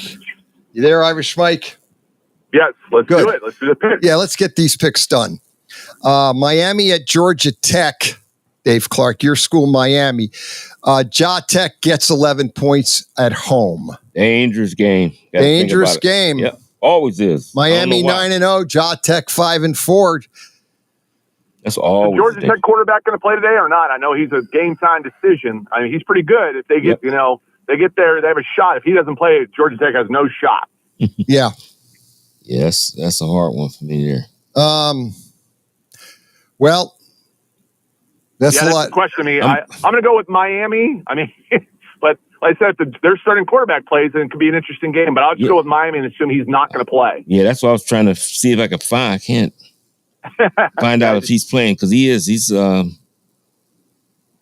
something. That guy is not bad. I'm telling you. Let's see. I don't think I see anything here. Let's see. Injury update. Well, you know what? I'll do it like this, like we always do. Give me Miami. They say he's a true game time decision. This is the latest report. And what's his name? I forgot his last name. Hayes. Hayes King. Yeah, okay. Yeah, he's pretty good. He's pretty good. All right. That's what I'll do. All right, we'll do what we always do. Yep. I'm taking Miami. But if he plays, I'm taking them. We'll do that. You want that? How about you, Irish Mike? You want in that? That's fair enough. Yeah, I think that's fair enough. Yeah. I got the proverbial Miami with the asterisk. Yep. That's There you how go. that guy could keep it. We all got that asterisk, and we know, okay, QB, Jatek. Moving on, let's get to Georgia at Ole Miss. Big game, 3:30 today. I like that one. ABC. God. This is a big game. This is good. Ole Miss is getting 2.5 at home, which is almost an even game. Yep. So And that's a 3:30 game, right? Yes, it is. Georgia, Ole Miss. ABC. Now, you got to realize, Dave Clark, I'm going to turn on CBS first before I realize it's on ABC, right? You know, Right. Well, if you do that, you're going to get Michigan and Indiana. That's right. Everything right. It should be the other way around, but as we know, TV drives everything. And yes, you're right, Irish. I'm going to go with Georgia. The Dogs on the road today. I'm going to go with Georgia. I am too, and something about them. They play differently when they play big time ranked teams. Yeah. So I'm taking Georgia. I like Georgia because they have the best line play in the country. D-line, owl line, their D-line. They have the best D-line, I think, in the country. That their line play in Georgia is always superior, and I'm going to go with that. Let's move to Michigan at Indiana -14. Michigan gets 14 at Indiana. Indiana 9-0. Something just tells me I can't do that. I can't take Indiana and give up 14 to a Michigan team. Well, even though I know they're not playing well. Though. They throttled Michigan State last week, 47-10. Yeah, they're not no joke now. Michigan got throttled by Oregon 38-17. Yeah. And Michigan's best defensive player, that cornerback, will be a first-round draft pick, is definitely not playing today. Okay, Johnson is out? Johnson's out. Yes, he's definitely out. Will Johnson is out. I'll take IU and lay the wood. Yeah, they could score. IU can put it up. And by the way, Pat Lucia, Indiana has a bye week next week, and then 2 weeks from today they win today. They'll be 10-0 playing Ohio State and Columbus in 2 weeks. Yeah. And do you know, Irish Mike? Somebody called in and was incorrect. I got to call Mad Dog and correct him. Yeah. When was the last time Indiana won at Ohio State? Was Lee Corso the coach? No. It wasn't Lee Corso? Lee Corso was not the coach. Who was the coach? The 1950s. Close.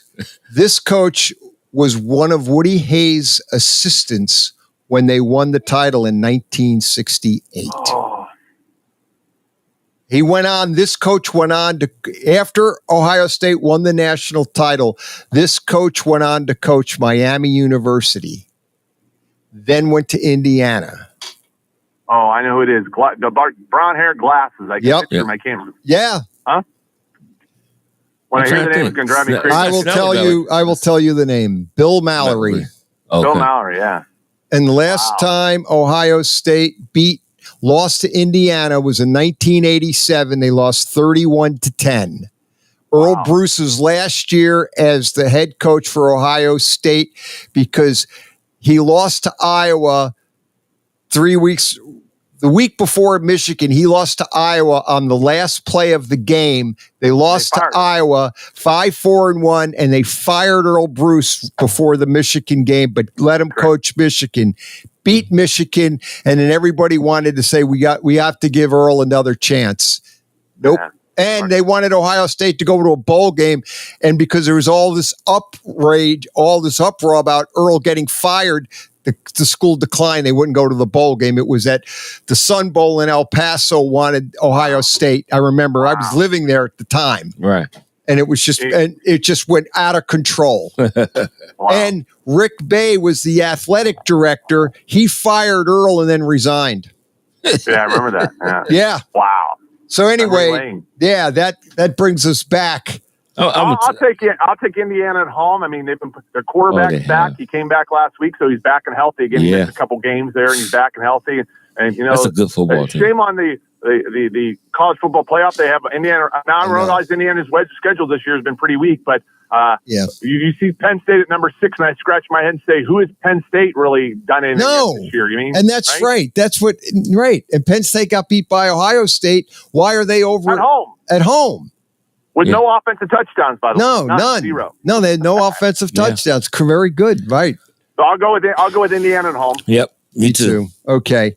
Let's move on to here's the game. Iowa State, who's 7-1, taking on the 2-6 Kansas Jayhawks at Kansas.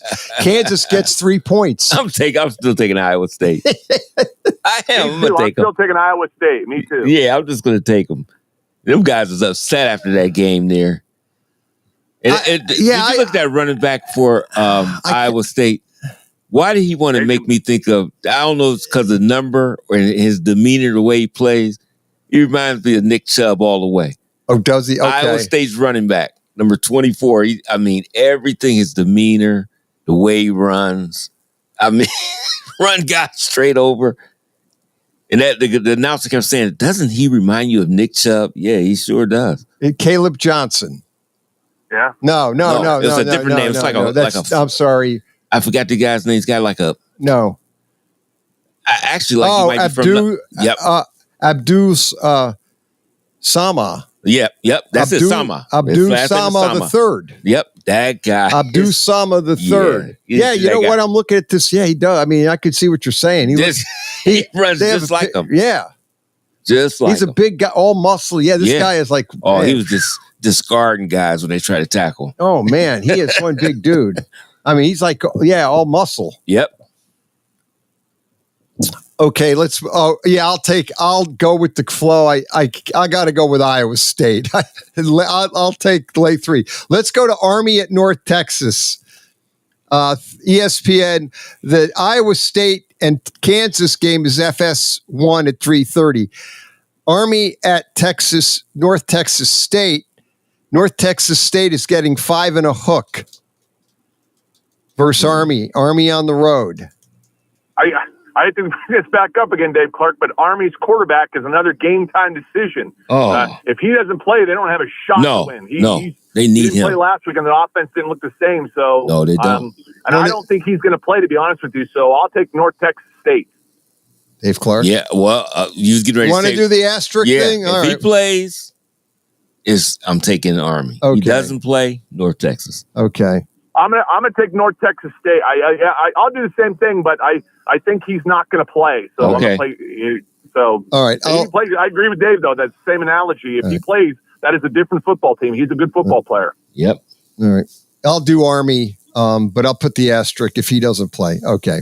Gotcha. Yeah. Let's move on to Deion Sanders, Colorado Buffaloes at Texas Tech, 4:00 on Fox today. Texas Tech is getting 4 points at home. So got a little bit of a home dog here.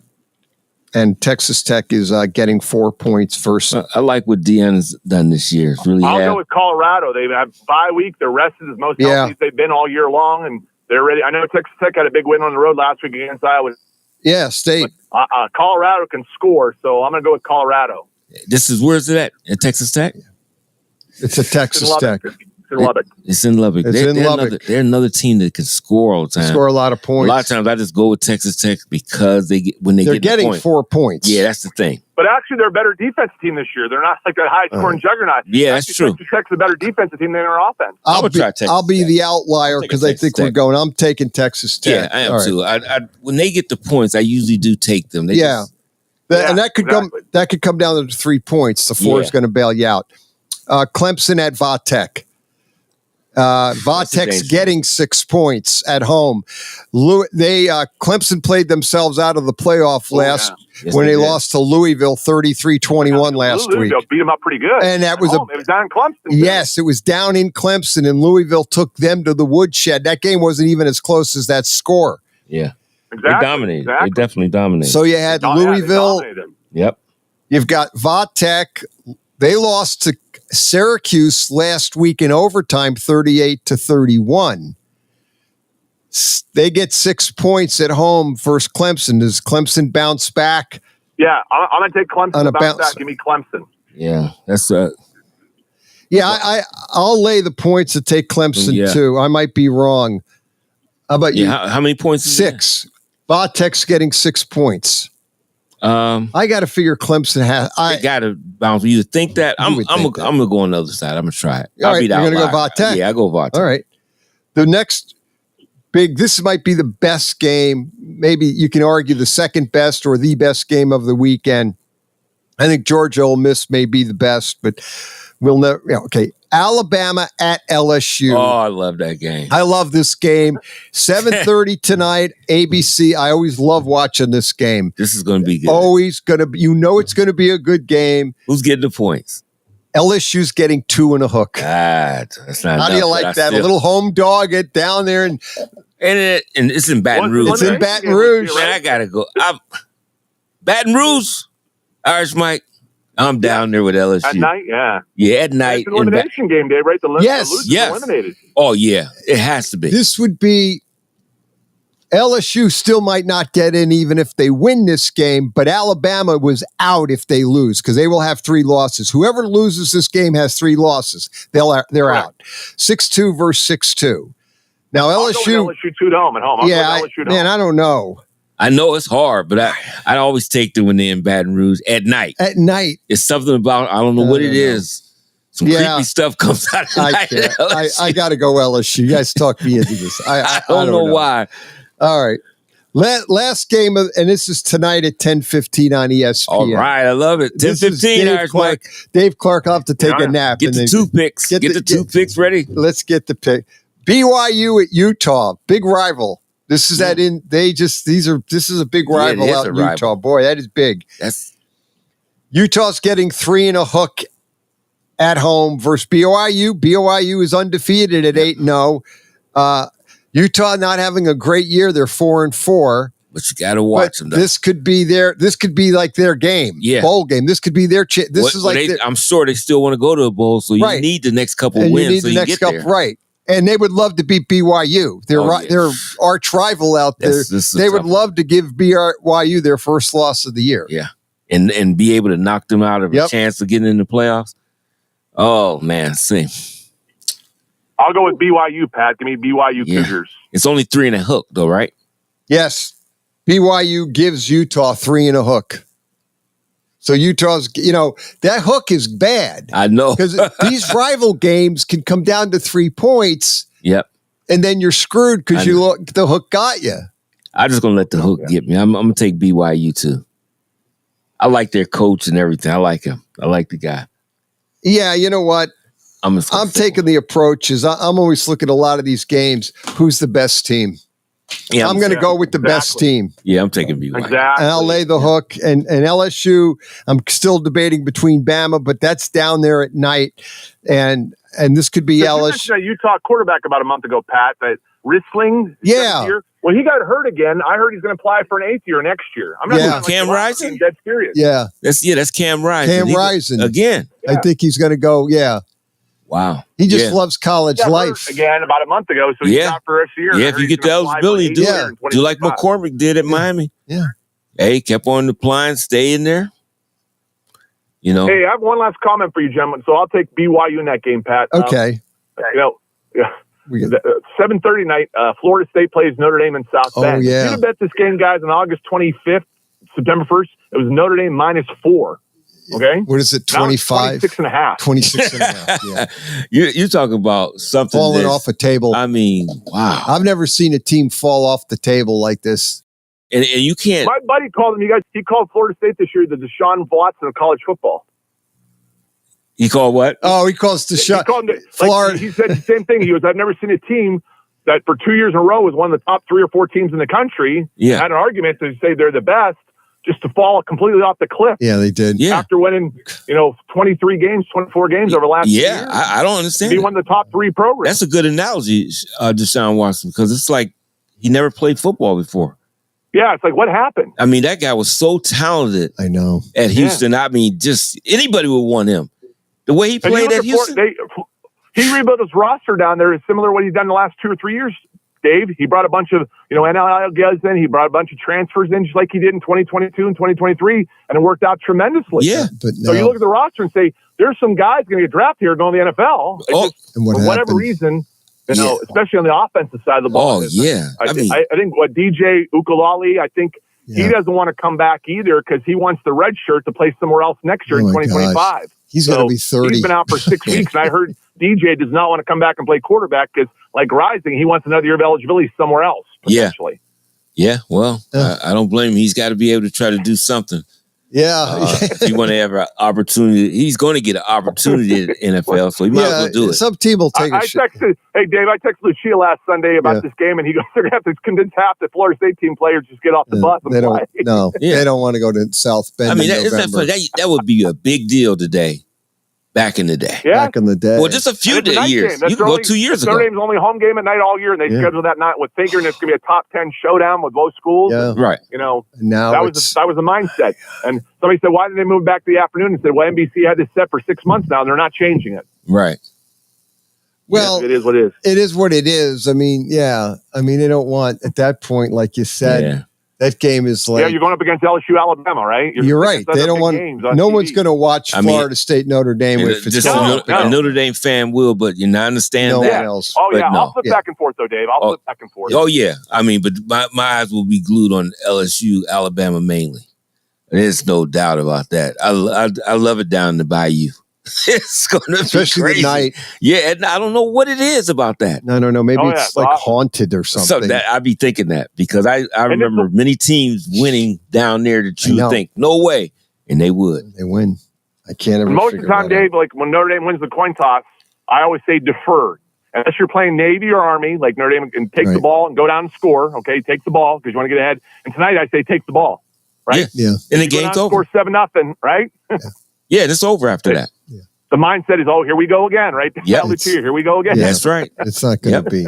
That's right. What time? You said what time was that game on in Irish, Mike? Florida State. 7:30. 7:30. It is on tonight. Yeah. Oh, yeah. Same time as Alabama, LSU. Yeah. Yeah, I didn't even put it on because Yes. the point spread is so out of whack. I get it. You're Yeah, right. You're right. I try to limit that kind some of these games. I mean, I know 14 is about. a 39-point favorite home day against Purdue. Yeah, It's a yeah, 39-point yeah. favorite. Ohio State's playing Purdue at noon today on Fox. They're 39-point favorite. Yeah. I mean, that's a snooze button. But you better. They're 1-8, 1-9, and they're about to fire their head. I don't think Mike Norwell will get fired at Florida State, but the Purdue head coach is getting fired. Yeah, I know. Because they look bad. I mean, they just don't even look the part. They don't look good. You at least look the part. They've looked bad all year, and in some of their big games, they got beat by 5 or 6 touchdowns. So that's why the line's. And that's not good. I got to get running on my errands, but you guys have a great weekend, Dave and Pat. Great talking with you guys. All righty. Great Irish. Okay, thank Mike. you. Have a Thank good you. one, man. Bye.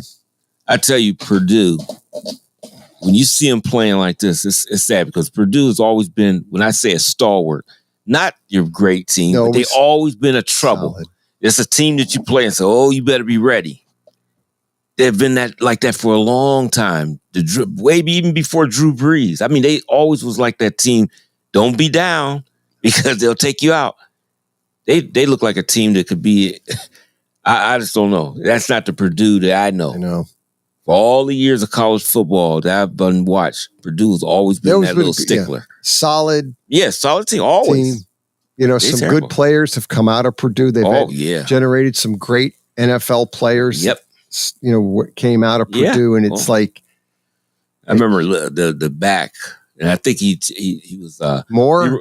No, I was thinking of even way back, Leroy Keys. Oh yeah, Leroy Keys. Yeah, Leroy back. Keys was a great. Yeah, that's right. Yeah, I mean they just had all kind of good. Yeah, players they had come some out of great players out of there. there. Always came out of there, and I don't know what it's about now. It's terrible. They've just fallen off the proverbial cliff, and now they're like I said, they're 1-9, and we'll see what they But the only thing that cautioned Ohio State, they had a big win at Penn State.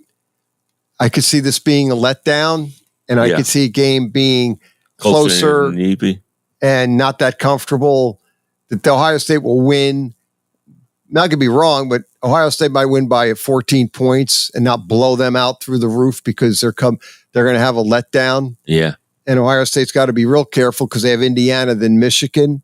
So they can't look ahead to Michigan. They're arch rival because they got Indiana next week, right? No, they have Week after. Northwestern next week, and then the week after next is Indiana. Yeah, because Indiana has Michigan, then a bye, Yeah. And then they had Ohio State, and then they finished with Purdue.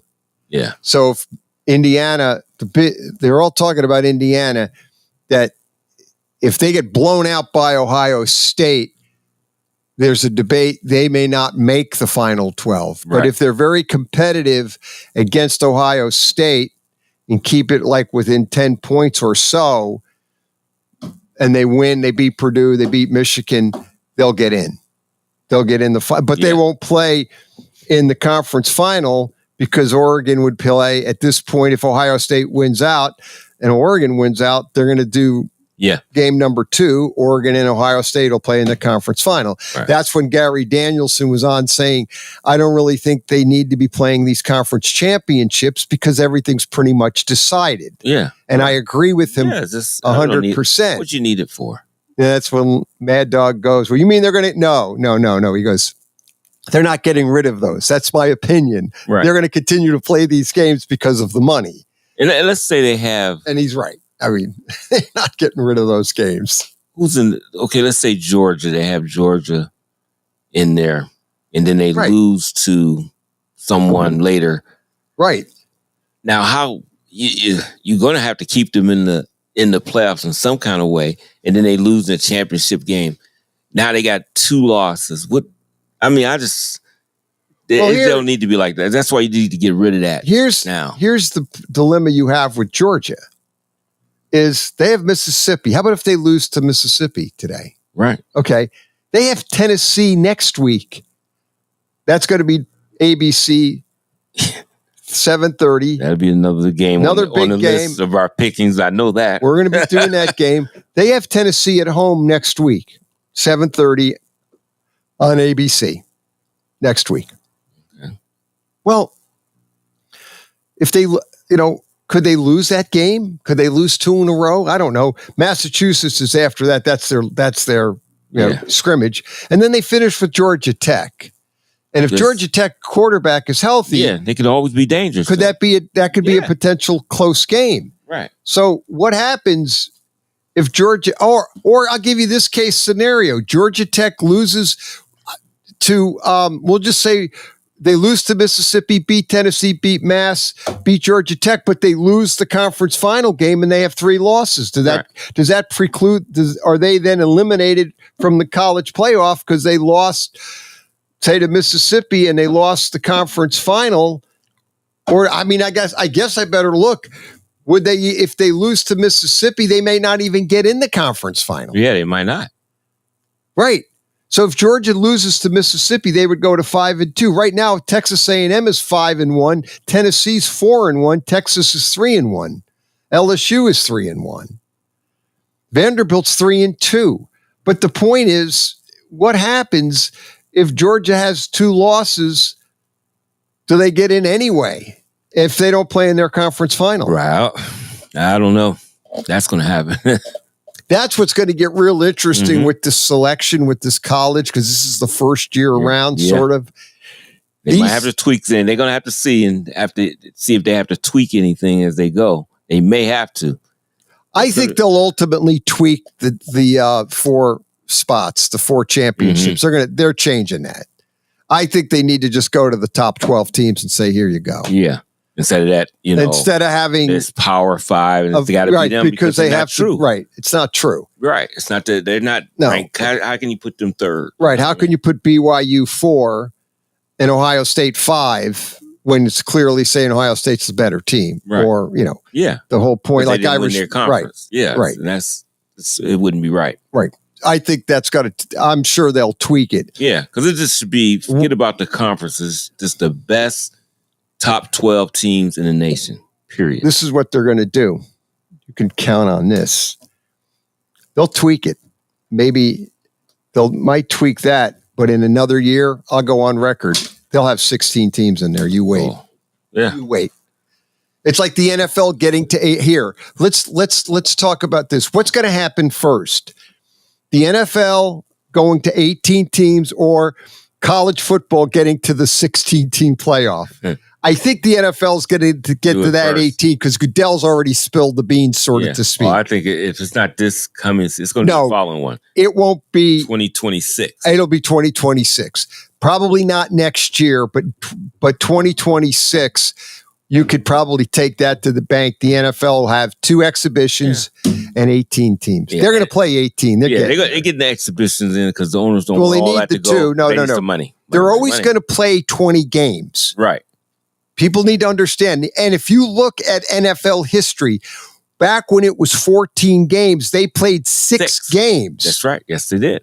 They played 6 exhibition games back in the day, and they had 14. Almost a half a season. Yes, almost half the season. They had 6 exhibitions. Yes, they did. 14.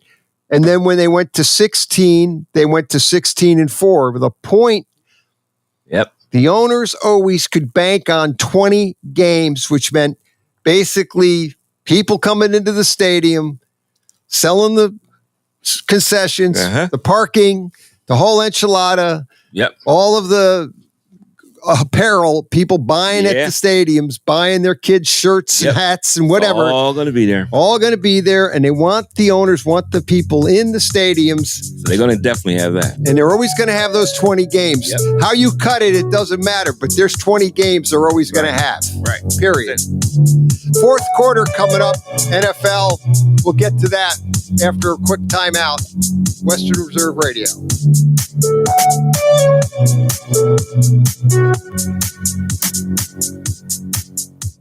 The Mahoning Valley's leader for golf, Milk Creek Golf Course, is now booking tee times for 2024. We offer stay and play opportunities available with 9 area hotel partners. For more information, visit our website at millcreekmetroparks.org. Also, look for new, exciting opportunities coming soon, including an indoor player development center with Trackman, an indoor Callaway Club Fitting Center, and an Odyssey Fitting Studio in 2024. Follow us on Facebook at Milk Creek Golf Course or call 330-740-7112.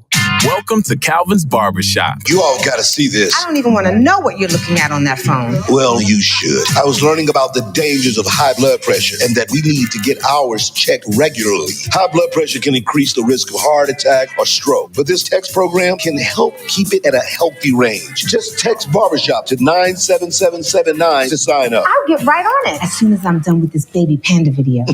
Text Barbershop to 97779. A message from the American Heart Association and the Ad Council. WWE superstar Alberto Del Rio. Take 1. Behold the angry giant. Try it again, Alberto. Behold the angry giant. Perfect. Good luck tonight. Behold the angry giant. Yay! Read me another one, Dad. This is WWE superstar Alberto Del Rio. It only takes a moment to make a moment. Take time to be a dad today. Visit fatherhood.gov. Brought to you by the U.S. Department of Health and Human Services and the Ad Council. The game is over, but this time, instead of asking how many goals did you score or what were your stats, try asking these questions. Were you a good teammate? Were you coachable? Did you give 100%? And did you have fun? Because those are the values that school sports instill in Ohio's young people, where winning and losing are secondary to the life lessons that will stay with kids long after their playing days are over.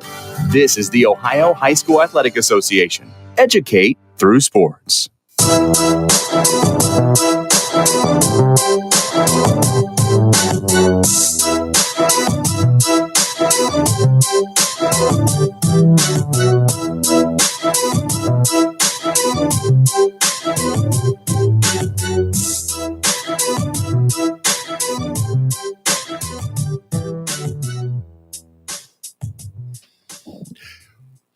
Saturday Morning Sports Page back. Pat Lucia, Dave Clark.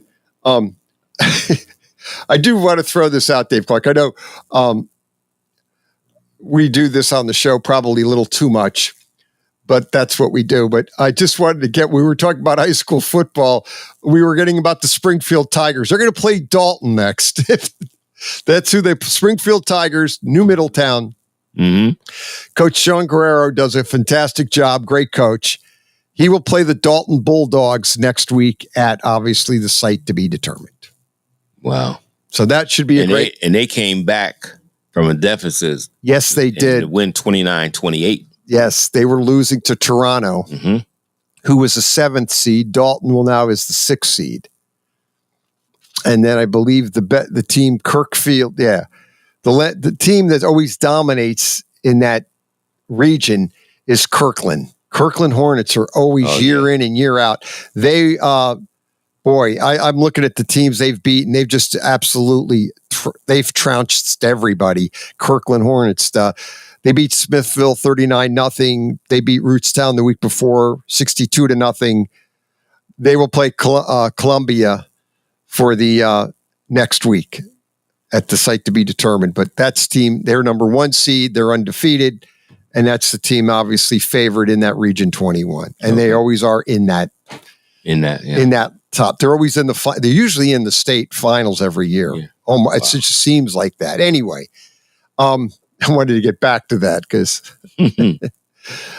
anyway, other high school games, and then we'll get to the we'll get to the NFL real quick. Malvern beat Lowellville 42-14. As I said, Cuyahoga Heights upset Western Reserve 7-6. Glenville beat West Branch 13-0. And then South Range beat Girard at the game you did, Dave Clark, 49-30. So that was kind of a shootout. Struthers and Perry 3-0 over Struthers. Talk about the defensive battle. So that's what went on in high school football. But let's get to the NFL. I did want to get to this game. I watched the Thursday night game with the Bengals. And you know what? I'm not a Bengal fan. I feel their pain. I got news for you. They need to do something with face masks. They need to make it like they need to review those. They are letting so many face masks go. Joe Burrow basically got assaulted on that 2-point conversion, and the tight end was held at the line, almost tackled at the line. No flag on anything. It was missed calls all during that game, though. Oh, on both sides. Oh, that game was one of the worst officiated games. But when the Bengals were going for the 2 points, you've got to call. You got to call one of those. Yeah. I mean, you want to make an argument that the holding at the line, they let those guys play, but that was egregious. That was the guy was held, tackled almost.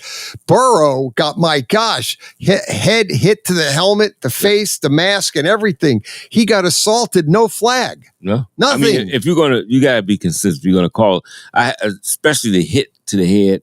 Right. If you're going to call that, call it. But they'll call some other junk type stuff where guys, he grabs them and then they fall to the ground. Yeah, then not putting what they say diving into. No, I understand that, picking them up but just falling to the ground. But the momentum takes it to the ground. You got a 300-pound, over 300-pound. Yeah, he can't stop in midair. That's a lot of, that's a big person coming at you. You can't stop him in midair. Call that in a minute. Flags flying. And the flags. You got guys getting brutally. Who was it? It was a back maybe a week ago or so. I forgot who it was running through, and they almost turned his head the opposite way. Oh, yeah. You know what I'm talking about? I know the play. I know no flag. No. Nothing. You see. I mean, almost ripped his head off. What they need to do, and they talked about it yesterday, Mad Dog said you need maybe a referee in the sky or somebody overseeing this. And if they see an egregious face mask like that or what happened to Burrow, that they got to buzz down and tell those guys, hey, time out. You guys got to. And what they makes call a review assist or whatever. A review whatever you want to call that thing they call it. If review assist. Everything else, here's the problem they have, and this is what a caller called in. They said, well, when they go back to review a play, if they see a penalty, they can't call it. Like if they would have reviewed that play for something else and saw the face mask, they go, well, we can't change it because we can't change a penalty or a non-call. We can't make it a penalty. That's that's craziness. Yeah. If you see the face mask like the one in the end zone, which was 2 Sunday nights ago with the Vikings with maybe is that what I'm thinking? It was Darnold was in the end zone. Oh, yeah, that's who it was. That was the one that they almost took his head off, and they didn't call anything. No. And then Burrow on Thursday night on the 2-point conversion, again, you've got to either have somebody ring down and say, hey, this is a safety issue. They're talking about, the CTE and concussions. Well, yanking the guy's head around like it's on a swivel is also bad for the player. You've got to call those penalties. Yeah. And I don't care if you say, all right, it's one we missed. We've reviewed it. And what makes matters worse is they replay it in the stadium, and the people are looking at the face mask, and everybody's looking at the guy's head getting pulled down like it's on a swivel, and there's no calling it. Everybody's outraged in these stadiums going, there's the face mask, call the penalty. Yeah. I mean, they should implement that. You've got to do something here. Because the review that they do for other things is because, why do they do it? Because there's human error. They're going to miss things. They're going to miss things. We all know that. So if they review it and say, we called that a fumble, but now we see that's not a fumble, or vice versa, you could do the same thing on a penalty. Now, I'll say this. If you go back and look at a review something or a replay and it is a penalty that's on the play. Right. And you see it, I do agree if they can't call it. I will agree with that. Right. But when you're on the sidelines, all the players seen it, the coaches seen it, and they should be able to throw a red flag the same way to say, hey, there was a penalty. Right. We've seen it. And then you go ahead and review it. You should give them, at least on the worst case scenario, give them an extra flag. For that, to review a penalty. You only could maybe do it once a game. But have the ref or have the coach have that ability, especially like the face mask penalty to me is a safety issue. The NFL needs to be, and the NFL is always talking about protecting the players, how important it is to protect the players. Mm-hmm. You see these players getting yanked by that face mask. That to me is like the head-to-head, helmet-to-helmet hit. You want to keep that out of the game. And I know it's not intentional, but you've got to do something about it. And you either give them another flag, another review, so they can at least challenge it. Yeah. You should be able to challenge it. Have the review like New York or somebody watching the game, and you see this egregious, or the ref looks up and say, okay, we're going to do a review assist and then call a face mask. Right. I mean, if they're going to do that now, I understand. The reason I said I will go along with they can't do that is because they don't want to show up the refs. Okay, that's fine if they don't want to show up their own people. Yeah, because you get. But we still, with technology today, you can actually watch the game while you're doing it. So anybody from your coaching staff sees that. Right. They buzz down to you and say, hey, challenge it. And what's the challenge?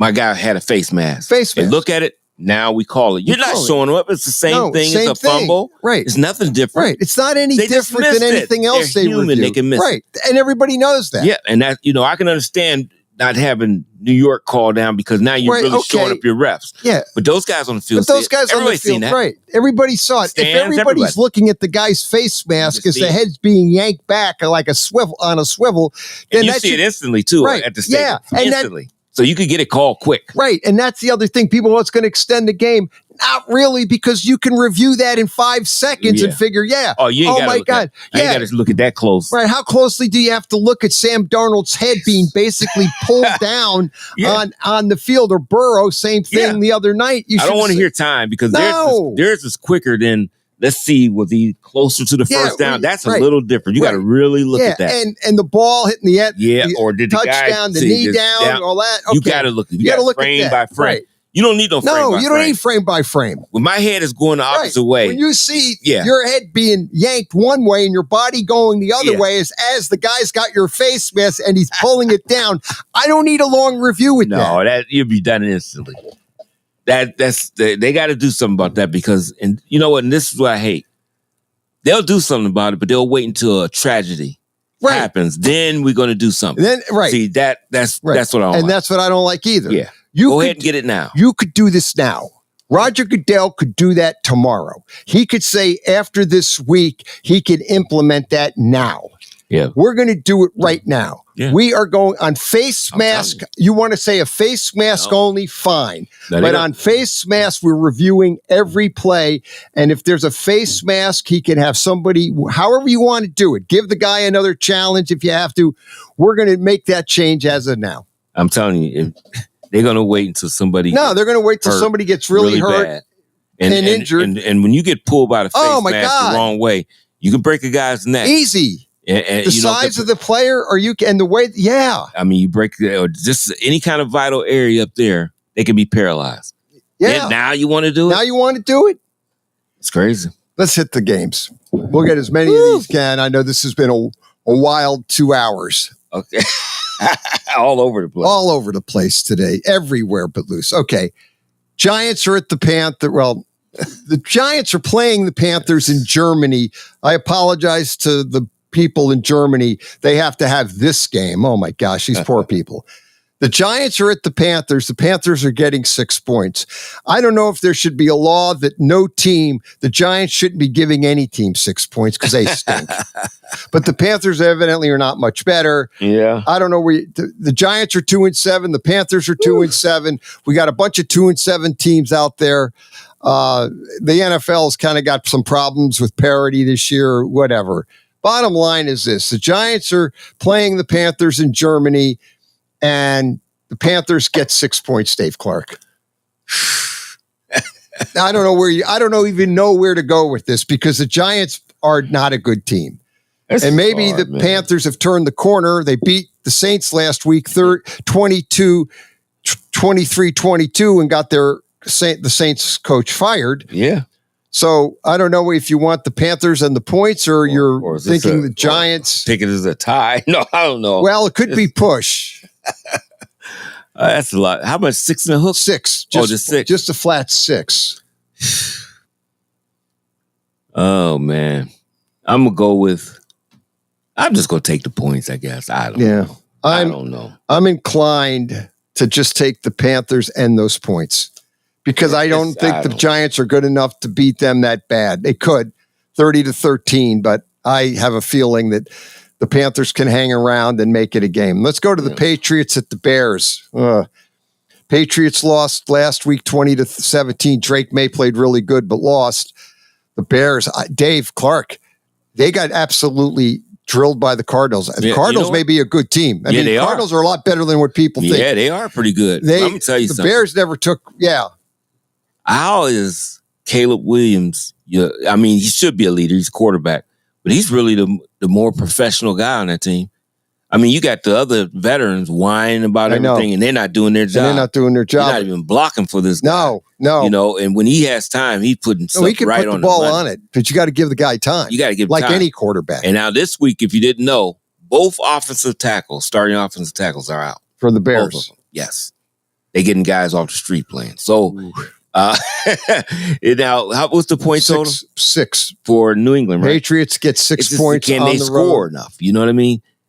Chicago plays better at home anyway. Oh, they do. You know, in Soldier Field. So, some guy called in Mad Dog Russo show and said that the Chicago Bears have not won a road game on Sunday in like 2 years. Wow. Oh yeah, on Sunday, road game on Sunday. They haven't won like in 2 years.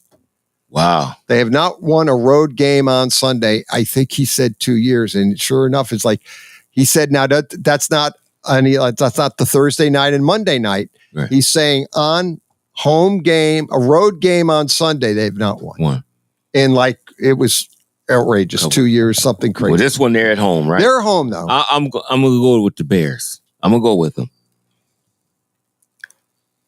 I'll tell you one thing, but it's tough to go with them with both offensive tackles out. That is concerning me.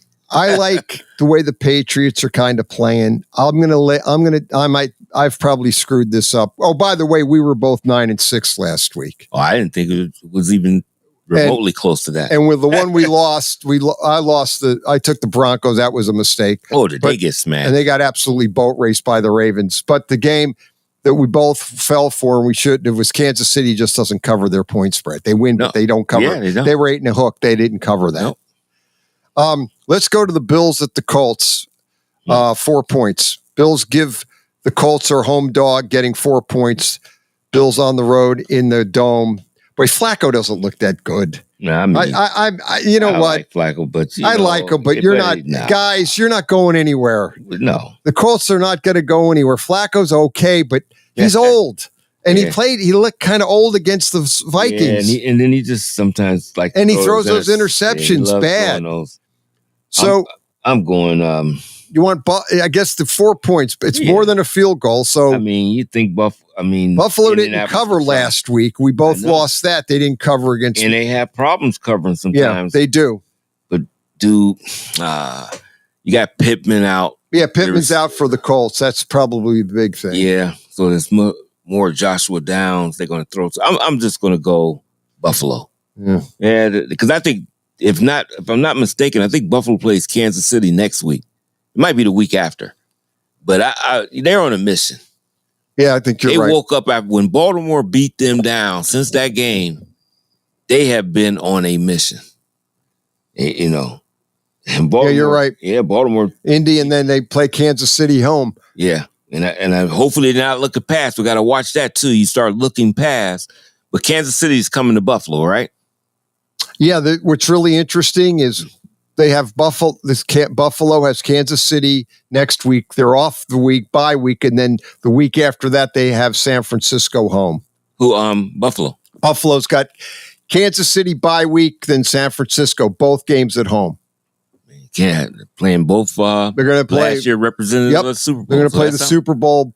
That's a nice measuring stick for you. That'll tell you. So, and then after that they have Los Angeles at LA and then at Detroit. The LA Rams. Rams. They got the LA Rams who are starting to play really good, and then they have at Detroit, and we know how good they're playing. Yeah. Woo, they got some tests. Then the only thing they have going for them, they end the season with New England at home, Jets at home, at New England. Oh yeah, that looks good. That looks good. Let's go on to the next game. I'm gonna go. We both took. Yeah, we both took the Bills. Okay. Broncos at the Chiefs, 7.5. Speaking of the devil with the Chiefs, never covered the spread. They didn't cover it last week. I'm gonna take the Broncos and they probably covered this week, but I'm gonna take the Broncos and 7.5. Yeah, that's what I was thinking. I'm thinking that Kansas City hasn't covered the spread 2 weeks in a row or 3 weeks, and now I'm thinking they're not going to cover this spread, and they probably will. And they're at home. I'll take the Chiefs. I know. I don't know. Here's a doozy. Next one up is a doozy. The Falcons at the New Orleans Saints. No Dennis Allen. I don't know who. I didn't get the intern coach guy. Anyway, that's still a dangerous game. This is 3.5. Yeah. Saints get 3.5 at home. Falcons laying 3.5 to the home dog Saints. So okay, it's time for Atlanta to step forward, though. It is. Yeah, I think so. Even though they're in New Orleans, they got to step forward and say, "Hey, this is our division." Yeah, Tampa Bay is banged up, even though they could still be dangerous. Yeah, we got to show that this is going to be our division. So I'm gonna take them. You giving up just 3, right? 3.5. Oh, 3.5. Yeah. I hate that hook. I hate that hook. I do hate that. Yeah, you know what? I might be wrong. I'm taking the Falcons. I don't know. I know it's an interdivision rival, and I know they always play tight. I don't know why that game. It's always been for years. Always tight. I don't know what it is. But I'm gonna take Atlanta. 2 dome teams getting at one another. Let's move on to the next game. These are all 1:00 games, by the way.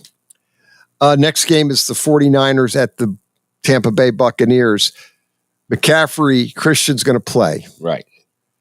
6.5. The Buccaneers get 6.5 at home. 49ers laying 6.5. I'm going to take the 49ers. The offense, Tampa Bay plays hard. They do. They play hard for Bowles. Yes, they do. They love Todd Bowles. They play so hard for him. I think they beat Kansas City if they had their receiver. Yeah, they do. The way they was playing, the way they were playing, they should. Right. I think they would have. If they would have had, they need those. One of the 2 receivers that were out. Yep. If they would have had one of the 2, they win that game. They win it. And that's I think that's the problem against San Francisco. It's going to be a little tougher. I'm going to take San Fran. Yeah. I kind of think they should have gone for 2. The Buccaneers should have gone for 2 points. Yeah. I know they kicked and they got down, but that never works. I don't know. I think they should have gone for the 2 points. But the next one is the big game of the week. The Steelers are at the Commanders.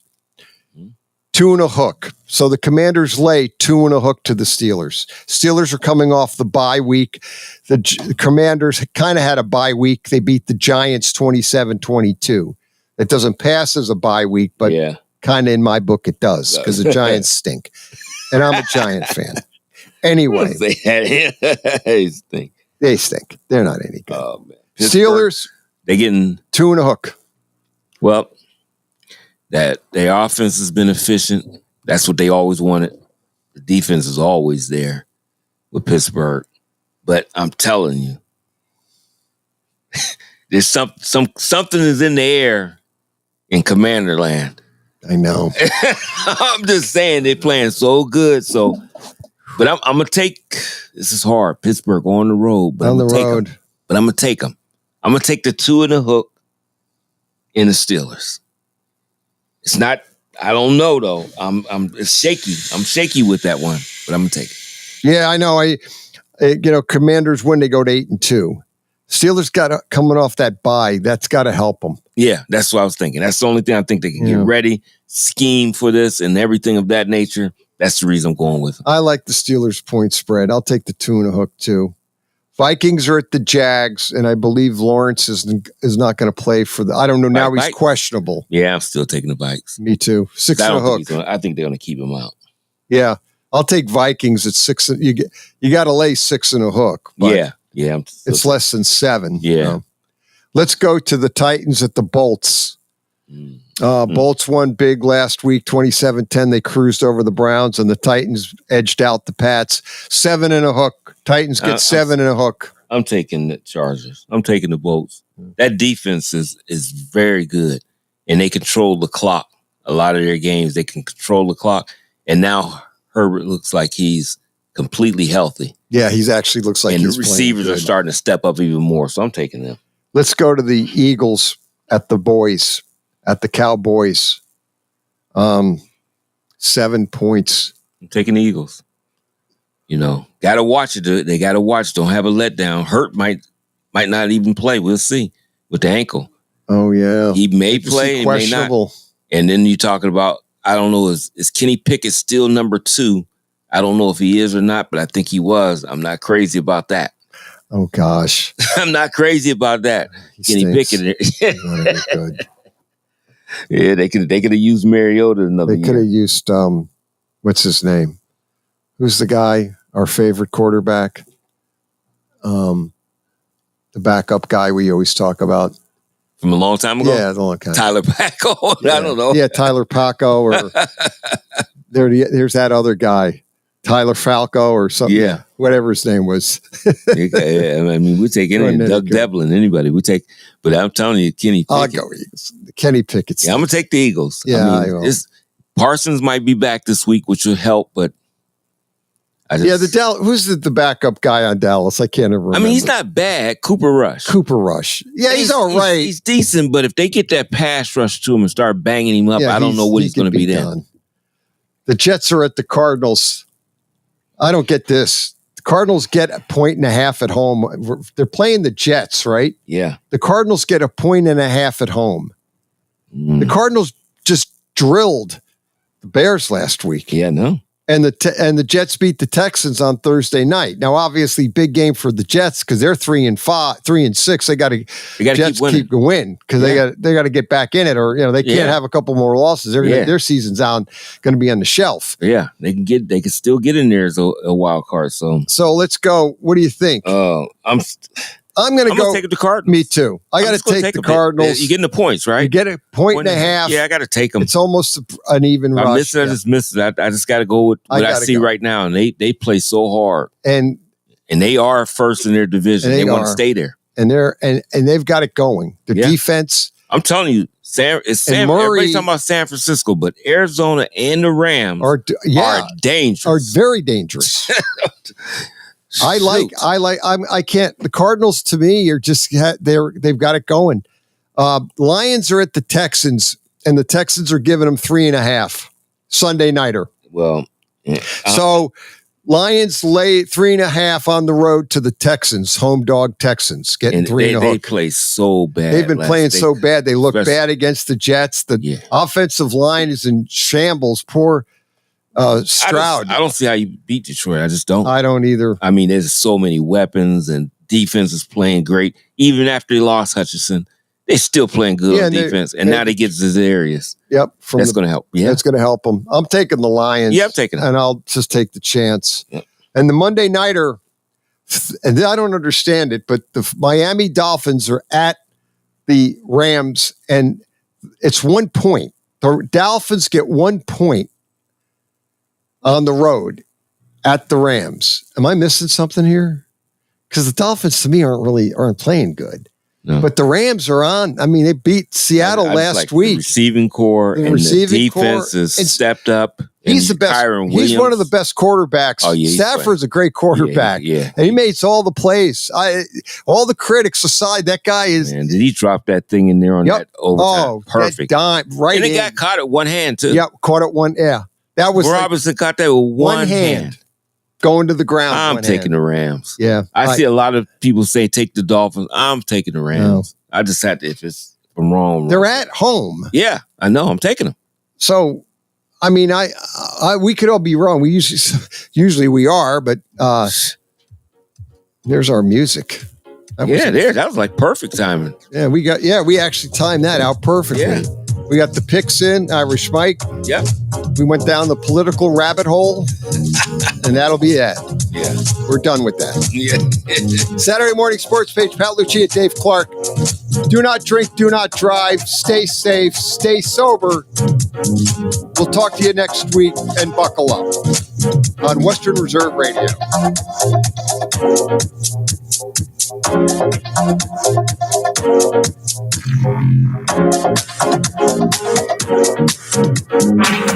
Youngstown, Warren, and Salem's local and national sports talk can be found on TuneIn and the Live 365 app at Western Reserve Radio, WRDB, The Scourge.